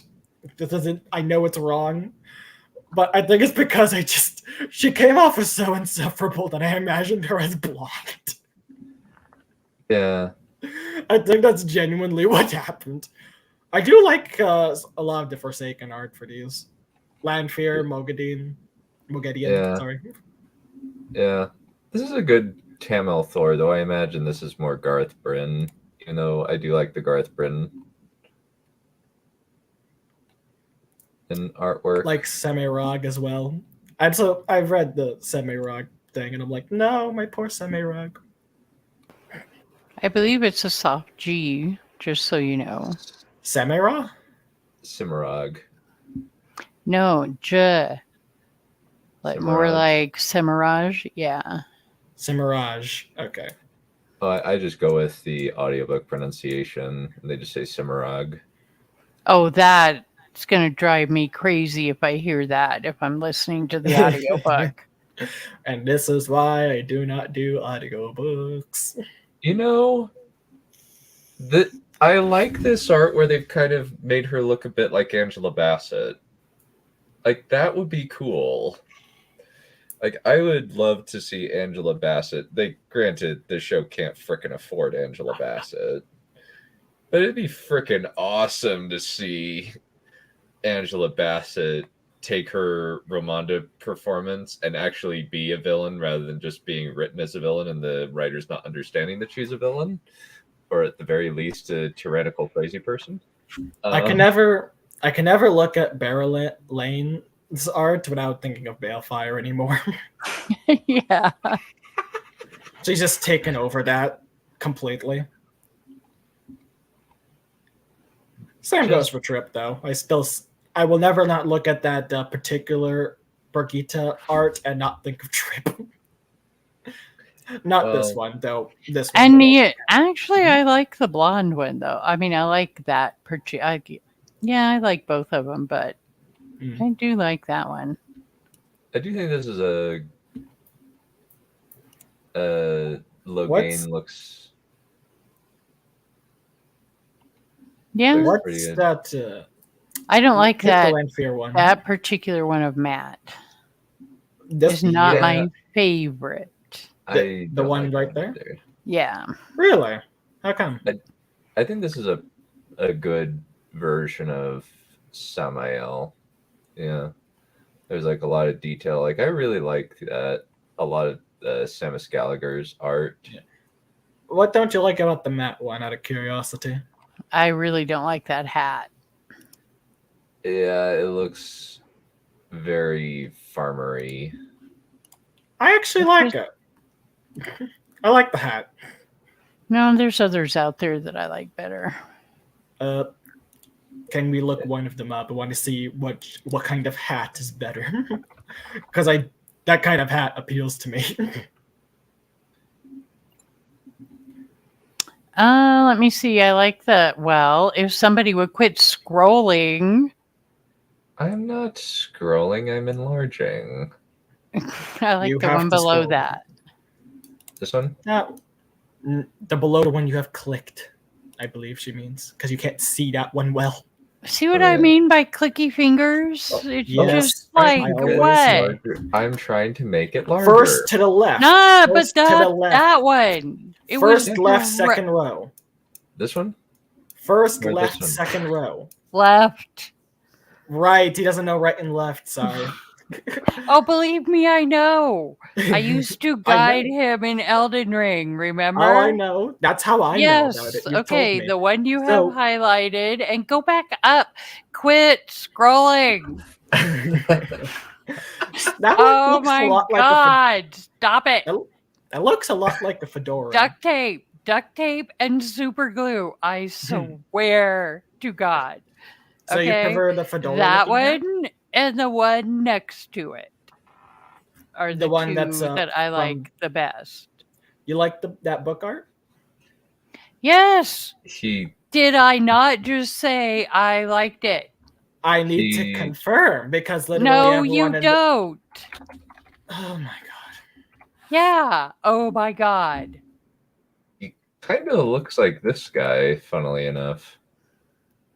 I like the wide-brimmed hat because I have a thing for the wide-brimmed hats versus the fedora. Yeah, it kind of looks like Jonas Yeah, Armstrong. I can see him as Matt. Actually, you know who I think would be an awesome Lanfear? Let me... Lara Pulver. What's she in? I think I've seen her in something. She's Irene Adler in Sherlock. Oh, her. Oh my god. Oh, her. What? What? Yeah, she might. Yeah. I'd say this. She certainly would have the skill for it, I think. Just based on that performance. And is ironically enough a BDSM dominatrix in that show. Mm-hmm.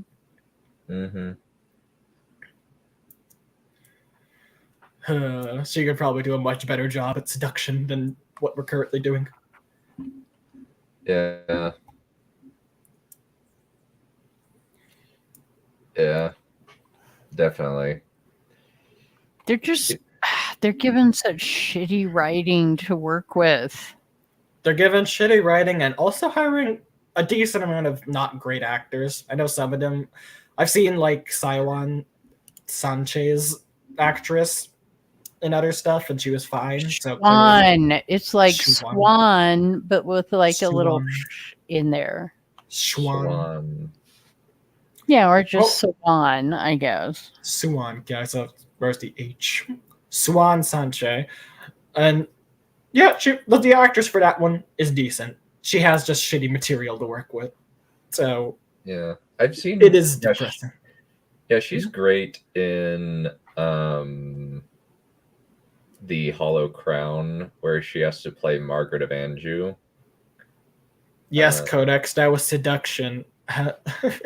Granted, very crappy seduction. We have someone who could do better right here, but that was an attempt at seduction.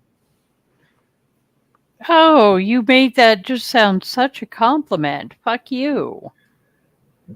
That was a compliment. What did I say that was not complimentary about that? You're basically saying you the said trip it. is better than complete ass. Look, it's not my fault that our current comparison has to be complete ass. Like I It's said, a you're compliment comparing either her way. to complete ass. I'm saying she's better than complete ass. Oh, gee, thanks. Oh, fuck off. Fine, you're better than Irene Adler as well. Is that enough for you? Oh, I doubt I'm better than Irene Adler. No. Okay. See, this is what happens when you speak, Codex. There's a delicate balance that's not always maintained, and you throw it off more than normal. Lovely. Yes. But yeah, I'm like, she'd be a great Lanfear. I'm like, she pretty much fits it perfectly. I'm admittedly not the best person to ask for any of that kind of shit. Well, admittedly, I'm. You're obsessed. Well, how many pictures of her do you have in the Pinterest? Is it only one, or is there more? There's one.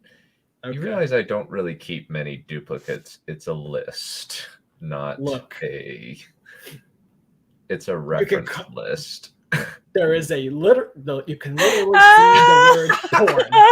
Yeah, What? okay. Sorry, What? but yeah, okay. You can literally see the word porn in that list. Some of the models happen to be porn actresses. What can I say? Mhm. Oh my god. But yeah, just for reference, something that me and my father did when we were hiking through the Grand Canyon was we just came up with a fan casting. Your dad watches this show? No, this was 3-4 years ago, possibly 5. This was when I was still in school. Yeah, but why? So your parents aren't watching it? Why not? They don't like they kind of checked out after season 1. They're like, we're done. Oh, I didn't even know they Yes, are. they are. Aren't they? Mm-hmm. Even more than you are. Yay! Before you. You said the joke. Oh, Yes, whatever. we did. Fuck off. Everyone was done for a little while today. Why do you have the same people for both Morgas and Brigitte? What do you Where mean? do you get such weird pronunciations? Why more Morgas? gas? More gaze. If you have an Gaze. A-S-E, it's an ace. Margas would be more like G-A-S-S. Look, I just can't said- help it. I'm fine with you correcting. I'm aware that I probably pronounced many wrong. You're it would confused be- and just like, I don't know what to tell you. I think Oh, so who'd you come up with for Brigitte? You can see it right now. I don't. Katrin I- Wittnick. So, the original thing, I think that we came up with Lucy Lawless. I think that was the person we came up with. I don't know that I could picture her as a blonde. Even though, yes, it's really funny that one PFP that was AI generated that I have is Well, actually based on Lucy Lawless. Well, Yes.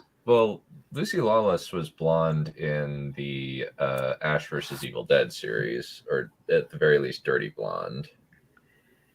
So,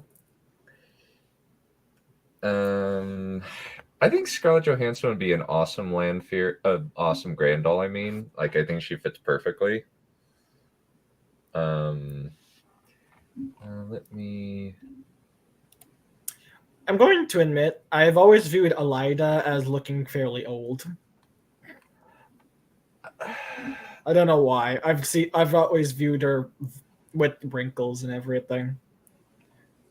A very stern-faced woman. I notice how she looks, and she looks still very long like Aes Sedai, but she's one of those who's always given me that old kind of appearance in my head. Same with Katsuane, who I believe is more accurately looking fairly old. So my fan casting for at least my image of Elida, I think, is actually closer to Natasha O'Keeffe. You say names as if I'm just gonna do them the in my lady head. playing Lanfear. Like, I only with Oh. kind of slightly brown hair, very angular face. Oh, wait, scroll back up. You had Helena Bonham Carter as Moghedien. I'd be cool with that. I think That picture of that actress makes her look stoned. Well, how do we know? Well, she and who isn't knows stoned? Tim Burton as her husband. Whoa. I saw it. Yeah, So- Rosamund Pike as No. Moraine. Well, it's a Next. confirmed casting. Yes, next Oh, to okay, that. I can't see that So, part. I saw Tom Ellis as Asmodine. I actually I would not want Tom Ellis as Asmodine, while I would love Tom Ellis as basically anything. So this is kind of the list of ladies who they wanted to cast, but they had to put confirmed casting. Oh, okay. I would kind of want Tom Ellis maybe more as tame. Granted, he can't use his nice humor in that role, but he does anger very well. Mm-hmm. He could fit in it. Granted, wouldn't make Henry Cavill. You know how that could work. What? Sorry. How I always pictured Asmodean is, as you probably haven't seen it, Val Kilmer when he played what the fuck? I can picture the cover of the album. The Doors, the lead singer of the Doors. Mm. Yeah, okay. You've not seen it. You barely know who the Doors is because I made you listen to some of their music. Holy crap. Look up, okay. Look up. I believe it's a movie called The Doors. Just look up what the cover of that is for. That'll show you what I see, how I see Asmodean. So they actually cast Ragga Ragnarsson as Bane. I didn't realize that.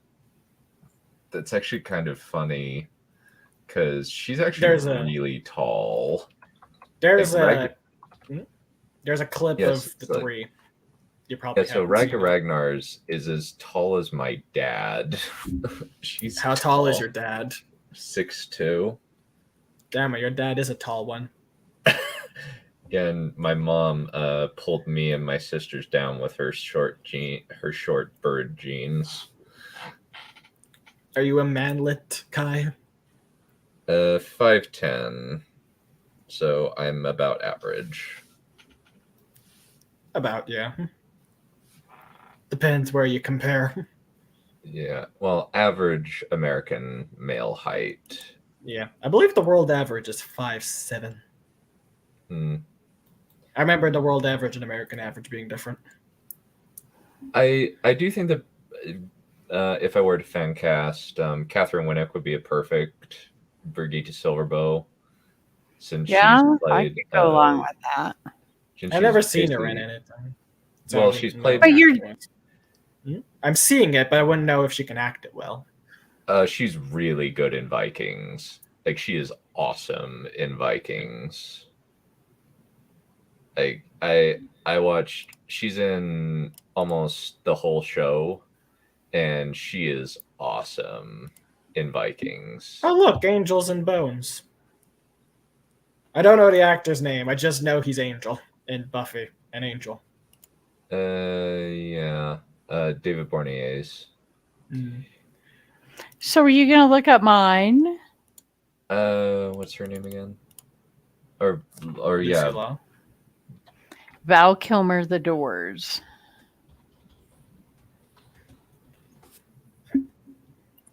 Maybe you just need to be able to hang. Okay, the one on the left. This? And down. Yeah, either the top one or the one below it. That's how you view Asmodean. Yep. I've always viewed him with shorter hair. Was he described with shorter or longer hair? I forget. I don't remember. Kind of shorter, like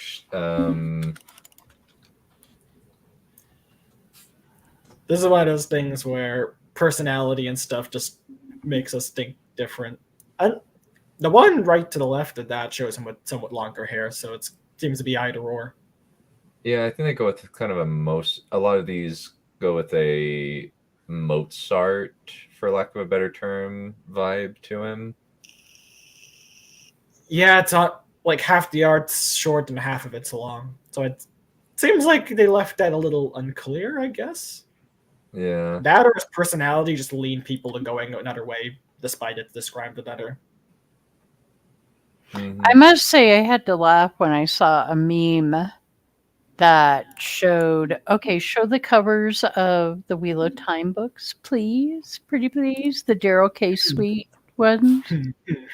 Okay.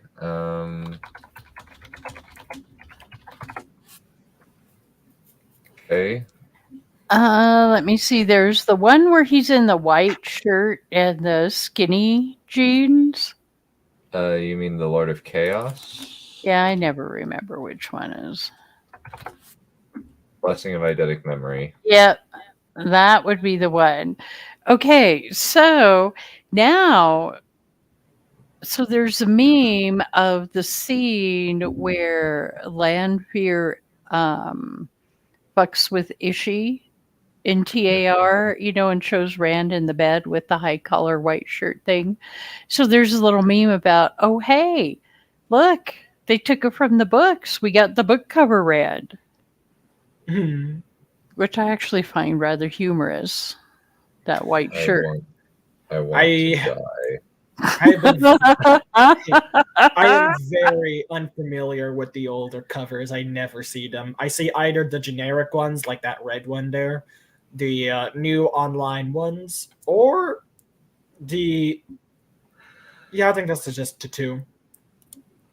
Yeah.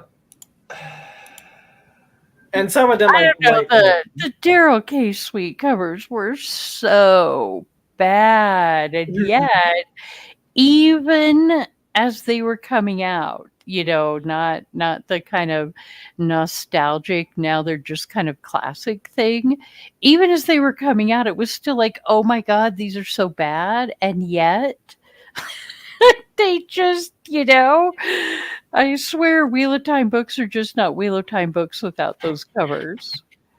Honestly, I much prefer the new covers. Let me see. Well, maybe it's something along the lines of The Room. They're so bad that you just, makes them glorious. So the way I look at the Daryl K. Sweet covers is the way you look at The Room. All right, but I can only look at artwork and only smell low quality. These covers aren't bad, actually. Like, this one isn't bad. I do like this one's a decent cover as well. But which do you like more, Trip? The Shadow Rising new one or old one? Because I know you just said you like the new one. I don't know. I'd have to see I do like the new Great Hunt one. The new Great Hunt one is great. Look up the Shadow Rising cover so she knows what I'm referring to. Maybe that'll explain my confusion earlier. Is this one? Yeah, and then you can see the old one Why as well. confusion? Because that entire fucking server is bashed on the online one covers, even if I just post one as a reference. Oh, it wasn't the entire fucking server. It was you and Pip got into an argument. Indeed, but hey, I've seen people. But that doesn't make confusion of when I say I like it. And 3 seconds later, you're like, oh, what? You like that? That book cover? I just said I liked it. It's like when you try and sign into something and they make you prove you're not an AI. I'm having you reconfirm your choice and it's not a misclick. No, now you just called me an AI. Okay, I'm just gonna go now.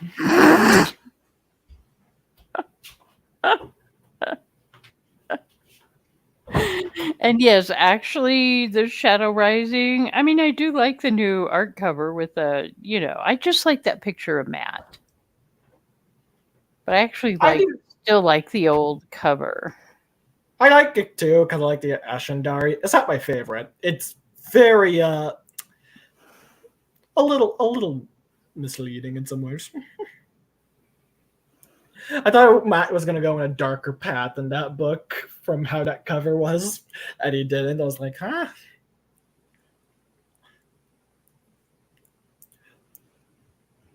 Oh, yeah, Kai wandered off or something. Probably, maybe prayer. But yeah, show very... This all came from me saying the show was confusing. Has Codex been commenting in the... I'm not sitting at my computer, so it's hard for me to see chats. Space Junk's also in there. Sorry, Space Junk. The most recent one was over 20 minutes ago. You're fine. Space Junk might have even left at this point. Space Junk, if you're here, say hi. And Codex might be in private still. Yeah, Codex said MPT recently. Not recently. Okay.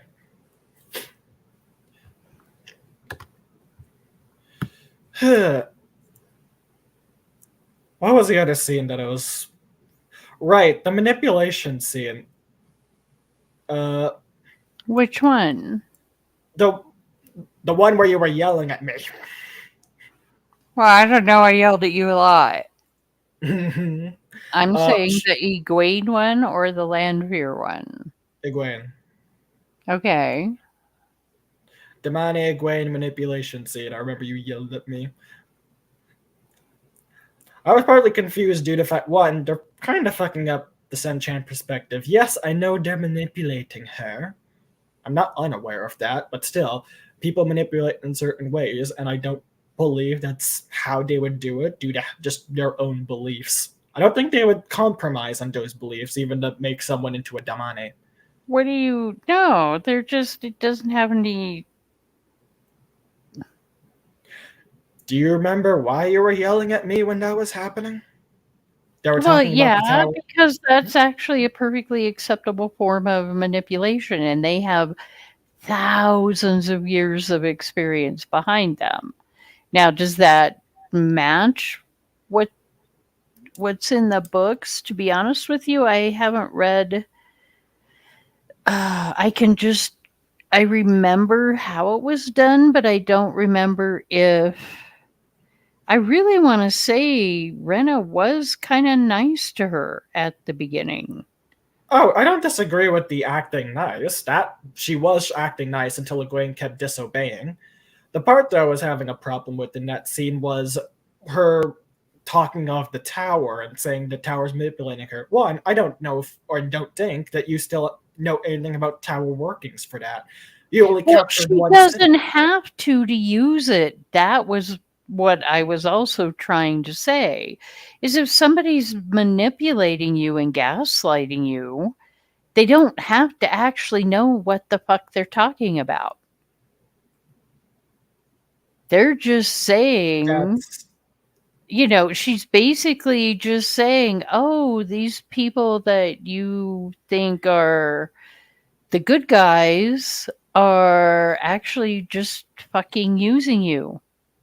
Okay, one, that seems a tad incompetent, even if it is a valid method. And three, why would that be incompetent?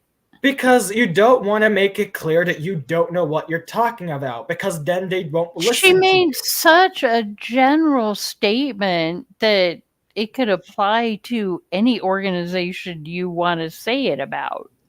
Okay, point. However, how did he know Aes Sedai have novices, or that they're called novices? I get they have a sitter. I just don't think they've had that long to find any of this out. It does not, once you break them, it's not going to take you, they're going to tell you anything you want to know. True. And they've actually been there for at least, 6, 8 months? I don't know. The timeline of the show does not help me with this.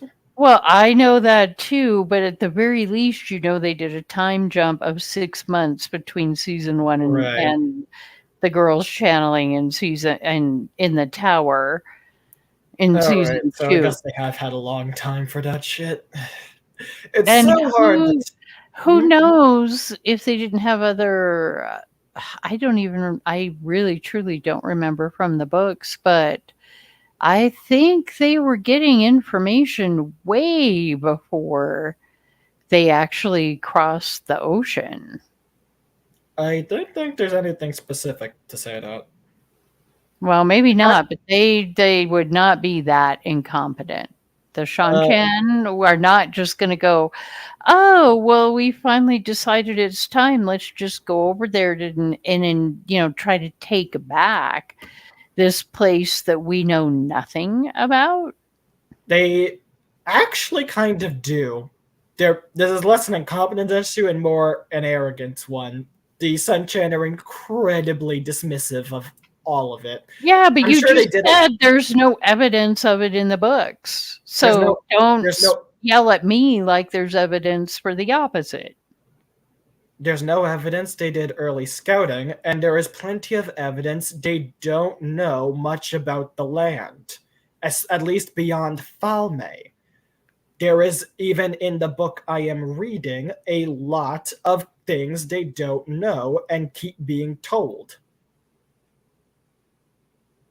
Is my point made? And is mine? I have been hearing your point. You don't seem to. So, yes, there is evidence that they don't know much. They might have done early scouting. That is a smart thing to do, but they haven't really done much. You're also making an awful lot of, like, assumptions and critique off of one particular generic line. Are we still... Well, aren't you? It's all about that, True, and that's where the conversation's rooted, but we've kind of moved on a little bit from that to now different point. Conversations work like that. I'm currently more talking about how much do Sen-chan know currently, which we don't know how much they know. Hell, they don't even... I'm in Gathering Storm, and they still are kind of finding shit out about Tar-Valon and all that. Well, even Tar-Valon doesn't really know what the fuck Tar-Valon is. I'm talking about they're shocked by hearing there's hundreds of Aes Sedai. Like, they don't know the numbers of that yet. They're still really don't understand much about the land, and don't particularly care to beyond battle. Well, they're planning on collaring all of them anyways. Sorry. Yeah. Sorry. Well, let's finish this thing. Mm-hmm. Sorry. My dad walked in, so I was just chatting with him. Just chatting. The character of Egwene and this journey that she's able to go on. You must look But at our that picture and mutual realize sin, that you can't hurt me Great with Shadow it. Legends. Fuck Only you. the Yeah, Lord didn't knows. even have to say it. One thing we really wanted to build towards was the moment that the character of Egwene finally breaks and is able to touch the picture and know that she no longer actually views it as a weapon. That's the moment she knows she's fully broken, and that's the moment where she breaks down emotionally too. So pause. That just Isn't came that up technically... comical. It did. It's not technically book inaccurate, the vase. It is, however, made into the big focus of the show. While in the books, it is actually a passing moment of breaking. It's one moment, yeah. They reference it in the past. They don't even do present. She starts telling about that story of the picture. It's something off screen. It's not bad to use that as a focus point. Not saying that, just mentioning that you did take one passing element and made that the big focus. Which is kind of lame. I think you could make it work, but the problem is they are very clumsy in a lot of the way they do this. Especially, I'm sorry, why have you used the Adam very badly? I know Trip disagrees in the effect thing, but also, why are you not using it in the other ways it can be used? One, you are physically harming her in multiple scenarios when you should not even be needing to. You have the Adam. It's part of why it's a great torture device. She will be physically fit all the time, and you can punish her with the worst pain she can imagine. And it does give pleasure. But then your audience can't see that. And they don't trust their audience. That is, I think, a weak defense because you have... It's not a defense. I wasn't defending it. I know. Quiet, please. Oh, okay. So you had it, please. Yeah. I'm not saying that's you're defending it. I'm saying it's weak because there are a lot of creative ways you couldn't make that shown to an audience. I don't care how stupid you think they are. You're stupider. I'm referring to the writers and that, just in case. I need to make sure right now. Yeah, It's not hard to make that clear. Hell, you can still make it said if it's not clear. Like with the vibration, you can make clear that you're giving pain or pleasure, at least for a little bit. And still, regardless, you are physically harming them versus just doing the vibration thing. Why not? Why are you physically harming them? That there is zero need for that. Mm-hmm. One of my major problems still is the leash made out of the power. Because it's like, where is that coming from? Is it an actual, what part of the Ter'angreal itself? You know, the Adam? Is it actually a function of that? But if it's a function of it, then anytime the bracelet is in use, you ought to see that golden, weave between the collar and the bracelet. But it's only when the Soldam actually wants it to be in existence and linked like that. And if I'm just watching this from, point of view of being a show watcher, I'm thinking the Soldam is channeling that. Yeah. Question for clarification, because I'm not completely sure how well the books make it clear. Who is channeling within the relationship? I know it's coming from the Damane source-wise, but who is forming the weave? The Damane or the Soldam? Where is the knowledge coming from? I believe it's the Damane, isn't it? No, it's the Soldam. Well, because I know that might be the first instinct. However, they do. Certain Damane seem more skilled in certain weaves. They seem to pick and choose, and they train Dim specifically, rather than the Soldam. It doesn't seem like the Soldam is practicing. That's why I'm asking a clarification. I'm not completely sure. I don't even think the books clarify that. I think that's still kind of muddy in the books. I think, and this might be a spoiler, but I think in the books it's because Soldams can channel. So I think that's why it's actually muddy, even though they don't think that. It actually could be a semblance of both. They are technically both channeling in a way. The idea is that they're in a link. Because I'm wondering, so it's an involuntary. The idea is that they're in an involuntary link. And the Soldam is in control. Yep. So, but that's my problem, though, is she's able to activate results of the collar without that little golden link forming. So it's very fucking inconsistent. Mm-hmm. Yeah, it's inconsistent, and the books are not terribly clear. Because I'm wondering if they want to say throw lightning at something, does the Soldam form the weave? Do they make that? Because do they just make the Damane channel? Do they force the Damane to make certain weaves, or do they make those weaves? You understand? Oh no, I think it's a case of the Soldam instructing through the link, through the the leash. Yeah.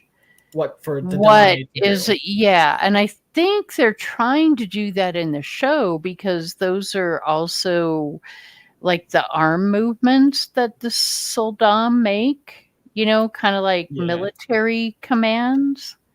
Yeah. One thing that I've noticed that they do in this show is that they have the Soldam put their arm to the side, at waist level. So, or just as kind of the way to activate it, which kind of creates more problems if they have to do that. Well, remember, Aes Sedai technically have to do to how they're taught. That is, there is some basis for that potentially. Yeah, but the Sanshan wouldn't have been taught the same way. They would not. I'm not trying to say that. I'm saying movements requiring it is something that could be considered somewhat book accurate, if not exact. It hasn't. It would be taking an element. I don't think that's what they're doing intentionally, but that is a thing. Also, because part of it is like, the reason I was asking this is because would the knowledge be with the Damane or the Saldam? Could a Saldam pick any Damane and use the weaves that she normally uses, or do they have to teach Damane how to use the weaves first? That was. I would go with the second, simply because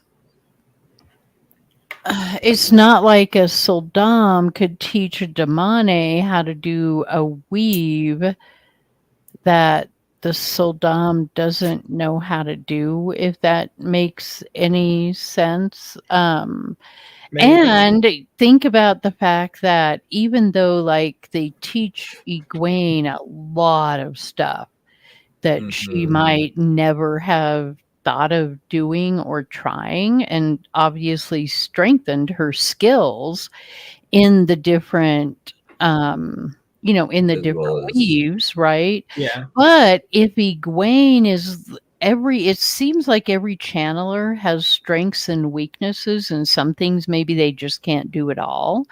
So I think like if Egwene has the skill and ability to channel lightning per se, but her Saldam then hooks up to another, let's say Aes Sedai, who doesn't have the ability to channel lightning, like can't do it, then she's not going to be able to teach her or make her do it.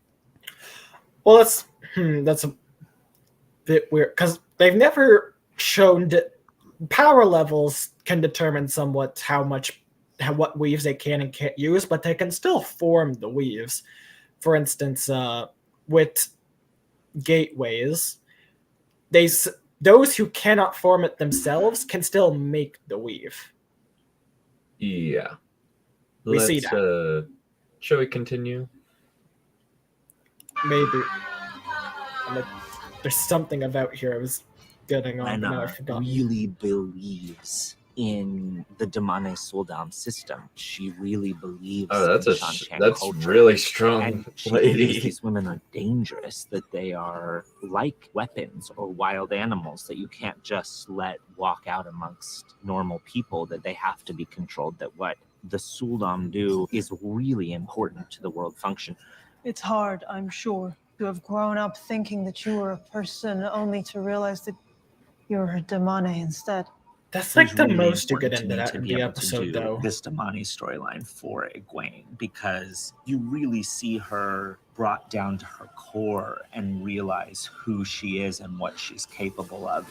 This is the power we are meant to wield. What do you want from Suan Sanche?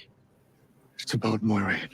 Episode 5 and 6 are the two times you see Moiraine almost at a complete loss for what to do next. And we see that mirrored by the story of Lan, who across those two episodes is deciding more and more what he is going to do, and that is come back to Moiraine in almost what is ultimately an intervention against this character who is doing behaviors that are terrifying to the people that she loves. And so I think it's a really nice, even though Lan and Moiraine don't have scenes together, across the middle part of the season, you see their stories running in parallel and then dovetailing back together.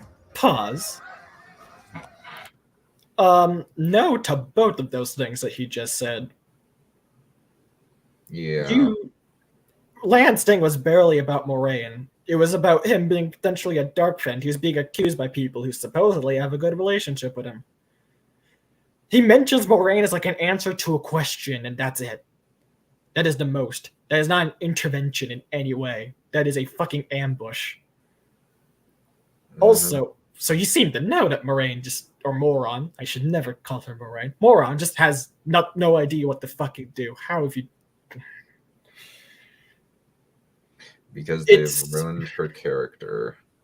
It genuinely, I can never tell if they're trying to make her look smart or purposely making her look dumb, because they sound like they're making her dumb on purpose during these, yet the show does not seem to be doing that on purpose. Fucking hell. Also, with Egwene Seldam Damane thing. You guys had like one line about them being rabid animals that can't be let out. Everything else was manipulation and breakdown and stuff. That's not the same. That doesn't really show how they view Seldam necessarily. You would do that even with a prisoner you're trying to put the question or turn to your side.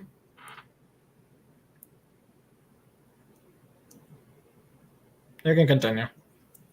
Alrighty. Come on! For Matt especially, he goes on this journey across season 2 where he's examining who he is and what he wants, and having removed himself from his friends, there's a tremendous amount of guilt about leaving them at the Waygate in season 1. And there when he is? reunites Yeah, with we're Matt- glad you told us because we certainly haven't fucking seen it. Excuse me, what? Well, he doesn't even... I don't even think he remembers that. I don't think he remembered that when we saw him like in the cell. I don't think he remembered leaving them. Not He seemed to have really, some... no. Yeah, he didn't even... He doesn't know. He feels like he's been left. He was like, where are they? And what do you mean he wants to be? He wants to escape. And granted, I legit don't know what his motive is right now. I don't know why he's gone to Kerheim. He seems like he just wants to travel the world with Min, maybe. Like, there's no journey. He just has been in a cell, tortured, then goes free, and then has like the one decent emotional moment in this whole thing where he's like, where are my friends? Where are those who I grew up with? Fucking hell. And he's finally able to sort of say that and feel like he can make it up to his friends, and he wants to And then he join goes Rand BS, in and rescuing goes to complete. Egwene in Farm. I am not the one who got us into this situation. Elaine Tricand is obviously one of the biggest characters in the Wheel of Time books, and she naturally believes that Nynaeve should do what she says. And there's no.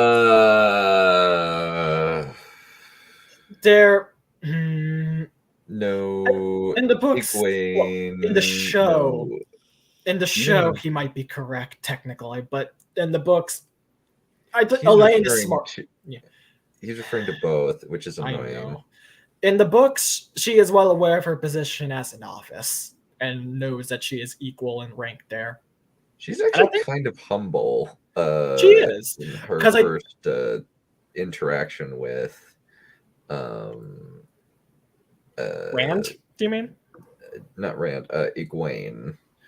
I think, well, this is after she is a novice. I think it's Elaine knowing what her position is in something. Because I can see we see Elaine knows how to act humble with like her mother.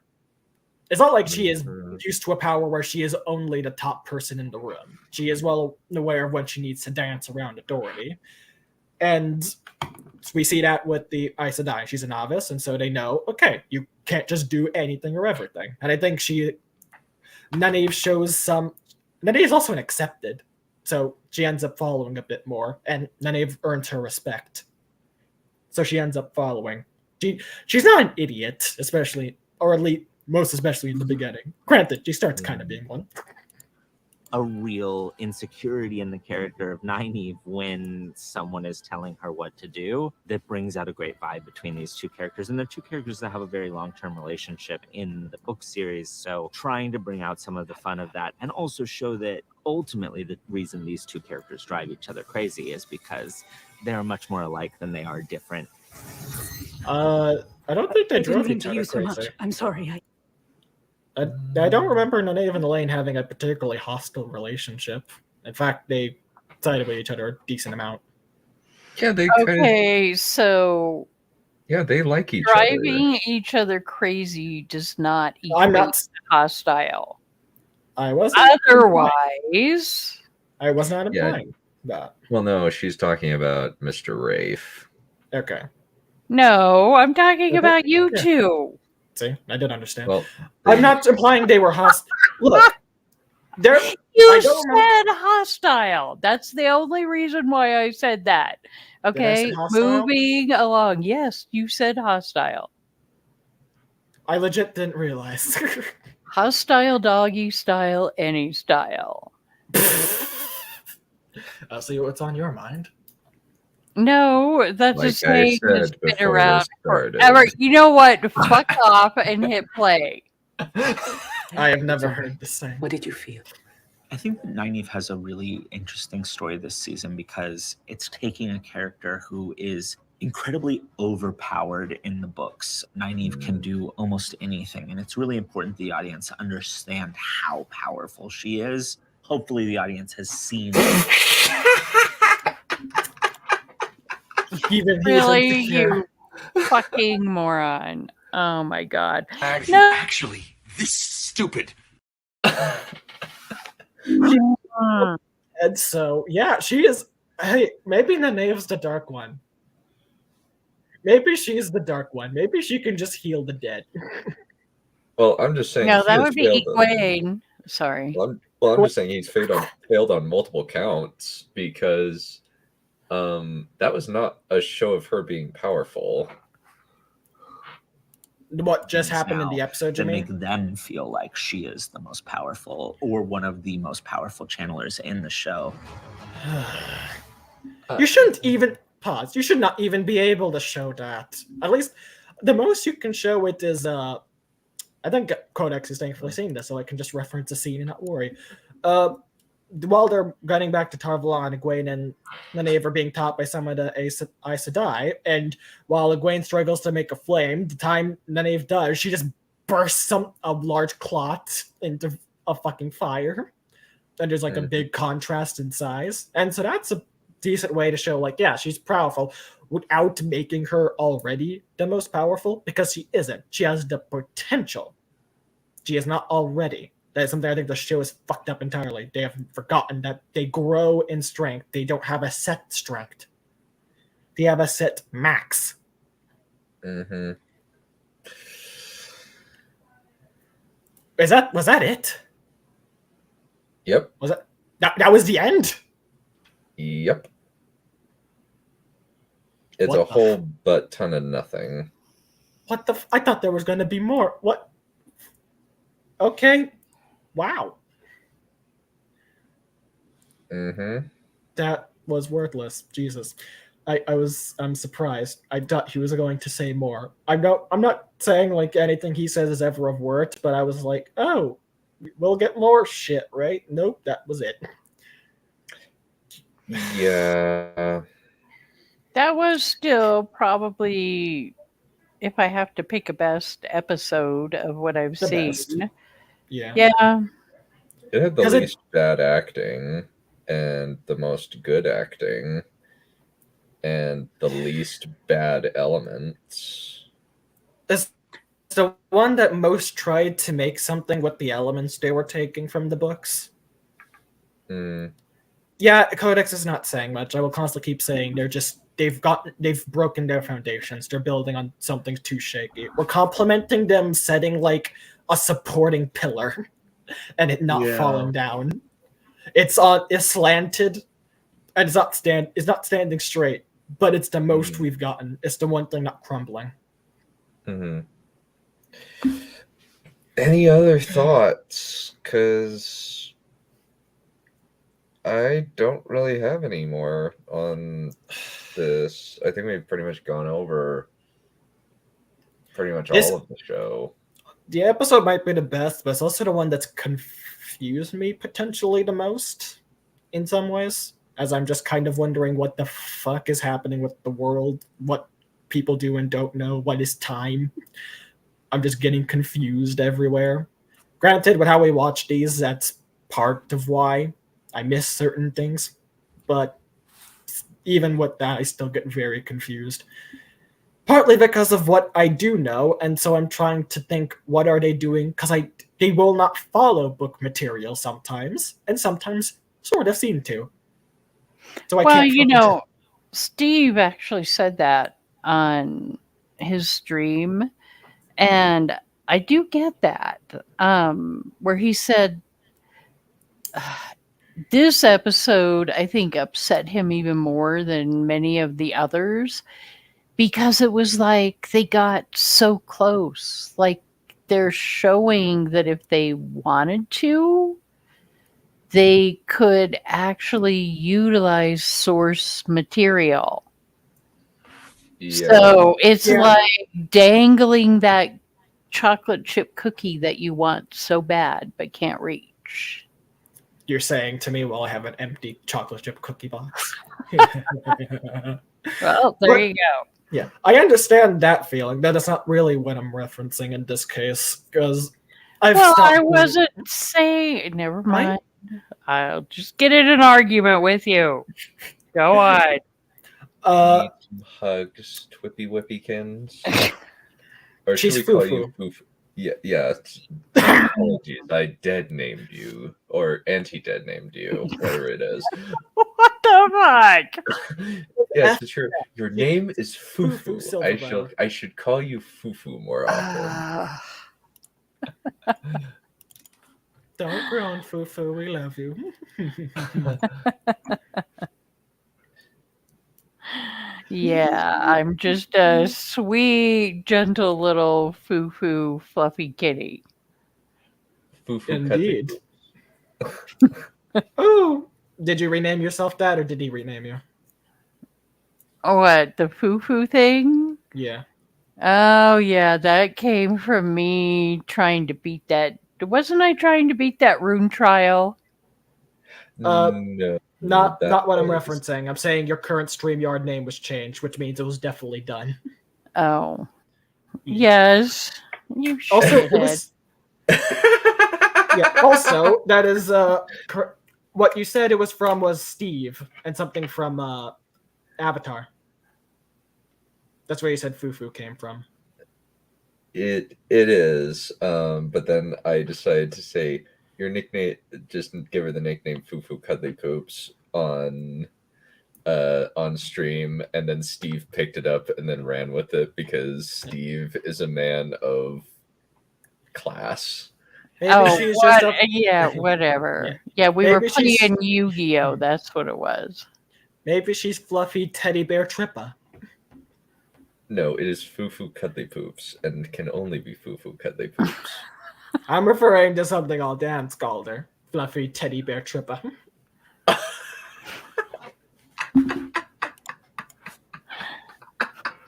You want a hug? You can all just fuck off. Well, then you have, what's his name, Mark Clark. That does have to be probably the best super chat I ever saw. The whole complete shock that, what, Trip is a woman? I think the term is Trip is a whammin'. No. Oh, no.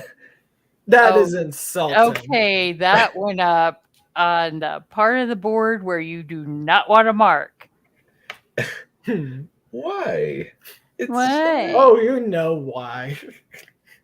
Because it's funny. Kodak, she's talking to Kai, calling her whammin'. You're just here in company, so you get included. You talking to him or me? So we go with So we go with duck season, women season, duck season, women season. I don't even know what the hell that's supposed to mean. At this point, neither do I. Well, there's the.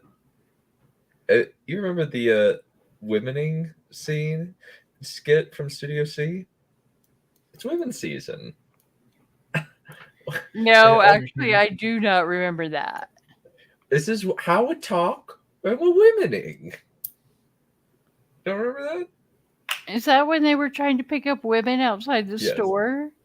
Yeah, dressed as fishermen. Okay, that's right. Okay, CC thing. That's now it all comes back. Yeah, I know what you mean.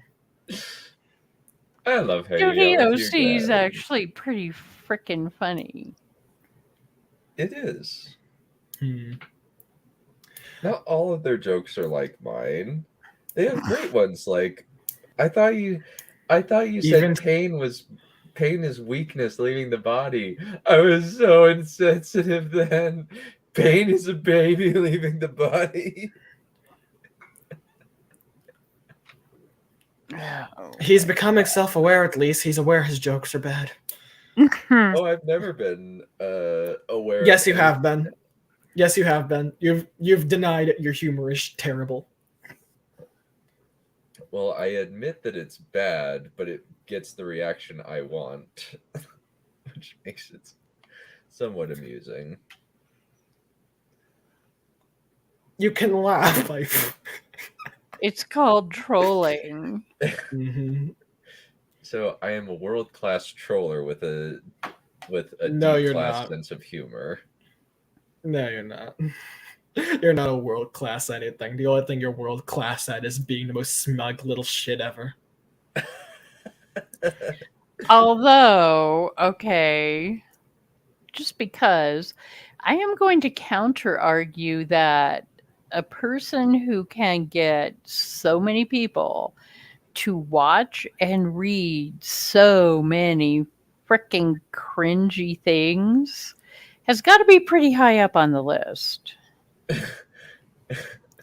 You forget that most of us who come into a server have come from EFAP. So we're used to this. Yeah, but you're just making my point for me. You're a willing participant. True, but I wouldn't say it's because of him. We would do it for anyone. It just happened to be him. He's the only one who decided to do it and we knew about. Mm-hmm. Her point stands. Sure.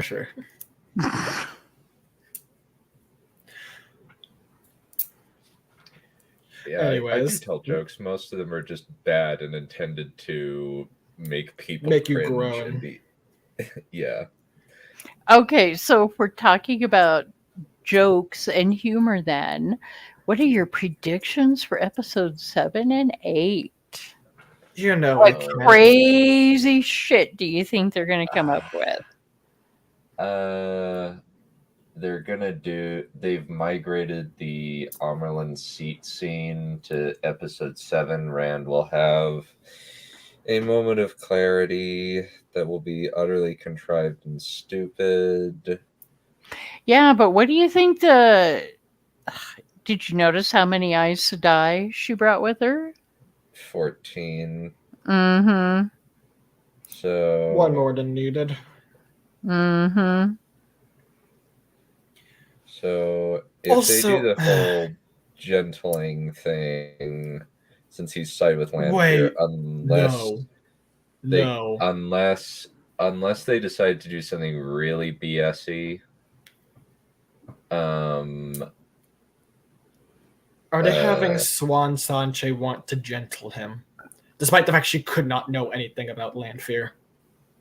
There's also an element. Well, two things. One is her line, "You are the water that turns the wheel itself."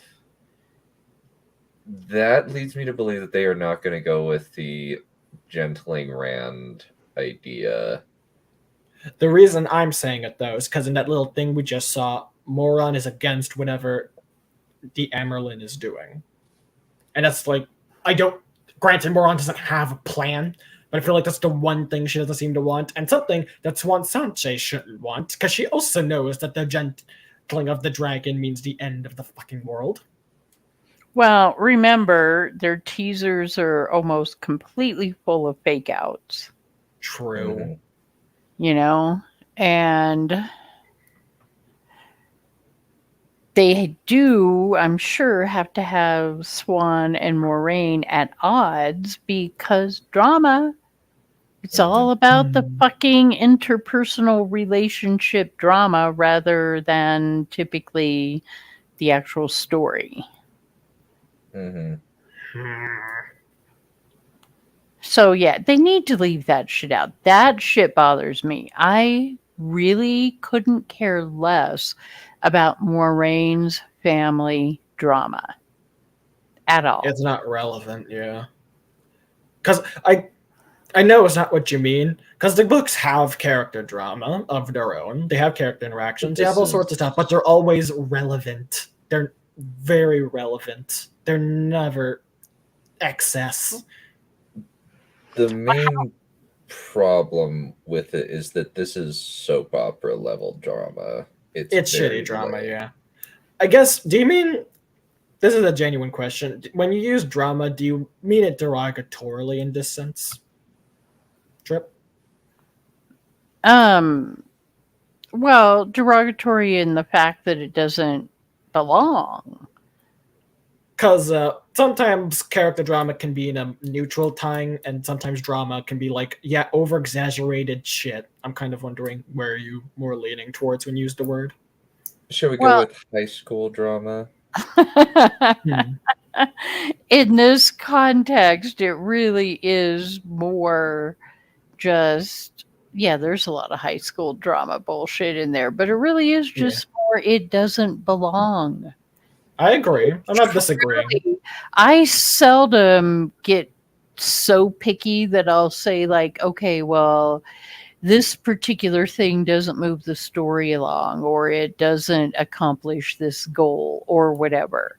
Because I'm kind of like, you know what? If it was an enjoyable scene, then and it makes sense, then okay. But this literally just does absolutely nothing but detract from the actual story. I agree. And I also think it doesn't develop the characters really. That's, I think, maybe the biggest. And the point of character interactions in drama is to develop, explore, and make some use. They're supposed to make some change. It's supposed to develop the situation. It just kind of doesn't in this show. They also write this for something to just... Yeah, but you now know Barthanas makes great sandwiches. Did you need to know that? Yeah. Yeah, we actually glossed over the Moraine and sister part. Yeah, that scene was, look, I know we like Moran getting bashed. I do too, but you just set up a lot of stuff that the audience wouldn't know beforehand. It also was just kind of confusing because I don't think they've established the Damo Dread and Aiel War at all. And if they have, yeah. They have not mentioned Laemon Damodred once, nor Avon nor Aldera. Yeah, you haven't mentioned any of the family's history, really. You haven't mentioned much of anything. And then you just bring up their father. Like, I don't know who their father is or what. And then you say, like, oh, she's dead and all I wanted was you. And why didn't you come? Question, how long was he dying? Because that's information I kind of need to know. Because I know what the way she's talking about it. The reason that makes most sense is he was dying for a long time, really wanted to see Moran. And Moran just never responded or never tried despite that long time. But I don't know that's the case. That's the only case that makes the most sense. And so I'm assuming, which is not what you need me to do when you're making up bullshit. Because for all I know, it's 2 weeks that he was dying. You sent the letter, and she had maybe a few days, and also might have just not been available. This could have happened during novice or accepted. You were thinking about that way more than they. I'm aware, but and look, I forgot about it until I just remembered. But that's part of my thing is I'm. That's usually how it works. You forget about something until you remember it. I am interested. You know what? I kind of want to see who's writing the next 2 episodes, because if it's I know the Rafe last one is Rafe. Last one is it's Rafe. gonna be We know that for a fact. It's gonna suck. It's gonna be so bad. Yeah, but yeah, that was kind of. I can't enjoy that scene because I'm just being constantly confused because I don't know if the sister might be being unreasonable. Because I don't like letting my impressions. Why do you care? I mean, honestly, why do you care whether Anver is being reasonable or, which one is the good guy or the bad guy in this situation? Because it literally doesn't fucking matter one little bit. Because they want me to care, and I'm just confused the entire time. I'm just like, I don't know what's happening here. I'm not. I don't you actually just care. say, well, there you go then. Oh, so it looks like it was written. So it looks like 7 was co-written between Justine Joel Gilmer and Rafe Judkins. Number 7 is, I mean. Well, yeah, because it's all about Egwene, so of course he'd want his little fingers in that pie. Do you have to insult pie so badly? Yeah, there was. It looks like he's a co-writer. Okay, so it looks like he is a co-writer on pretty much Is every pie a show. euphemism for coochie? No, I think as the show writer or whatever, he gets credited. Yeah. So it looks like he's a So it looks like a guy named. He's a co-writer on all of them, and it looks So like that's just a mandatory naming done. okay. And so it's kind of interesting. Let me show you what it looks like on IMDb. So what it looks like. So he's put first, and then Tim Earl.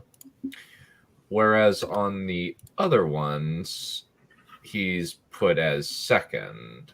So Could that does be actually, lettering? maybe. I don't think so. I have done the IMDb writer thing before. It doesn't always be. Well, I just mean since this is alpha, if we go alphabetically, his name should be first if it's before. Since Go it's back to the an previous RA. one real quick. Let me see. So one where this it one, was a Ramy. Yeah, let me see. Ramy Park. Yeah, and then Rafe I was saying if Judkins. maybe they did last name. Never mind. Yeah, I don't think so. So, and so, oh, this would be hilarious. Hilarious if you could edit IMDb and just put "this sucks." I'm sure someone can. Yeah. You can just inspect. Yeah. But yeah, so they put, for whatever reason, on 2.8, they put Trip. Robert Jordan, then Rafe Judkins, and then Tim Earl. Trip, With- question. Do you know how to inspect things and edit them? What, on IMDb? Everywhere. This is a feature that works everywhere. Inspect and then edit. Do you know how to do that? If not, this might be something we want to show you because I think you'll want to mess around with it. Oh God. Okay. Highlight something. Done. This is something, if you don't know, you also should know. Okay. I don't use it very much, but it's something I'm sure you both will love. Highlight something. Right click. Have you right clicked it? Yeah. Okay. Did you press inspect? It doesn't show on the share screen, unfortunately. I did, yes. Right now. Let me share my entire screen. Yeah, hopefully that'll show it So- better. So do the whole thing again, exit out and do it again so she can see. Oh, okay. Yeah, I've seen that. Yeah, it's the bottom. You right click, you press the bottom, which is inspect, and change the name to something. Just click that. Filter or element No. style? What? Find his name in the little thing, like scroll. Like it shows what you're affecting a little bit, highlights it. You highlighted his name, so okay. Yeah, see, right there. Now you can change the name. You see it, click there. Yeah, click it. Click the name. Yeah, I am. I don't think it allows me. There's a part that should allow you to.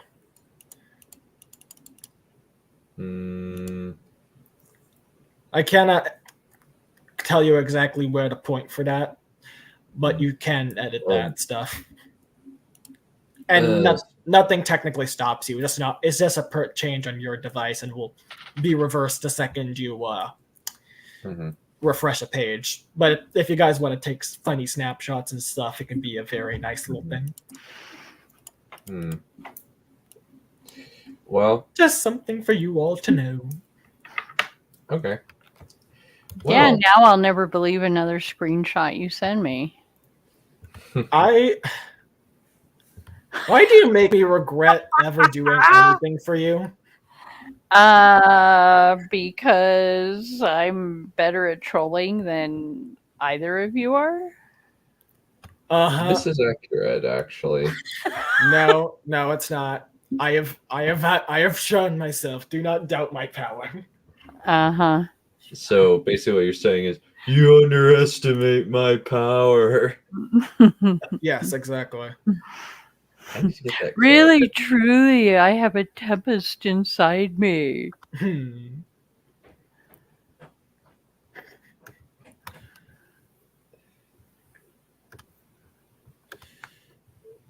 No. I Look, I have done stuff, okay? And I pun. Codex, just shut up. Trust me, I have done stuff. I can still do stuff. I will bring all of this back one day when it becomes relevant again. What did you just say in there, Codex?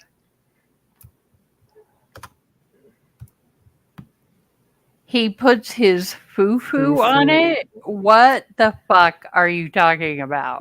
I guess he doesn't know what foo-foo means. you Unless he is referring to putting you on something. I don't even want to know. Then why did you ask? You know what? Hey, you've done those comments on me, okay?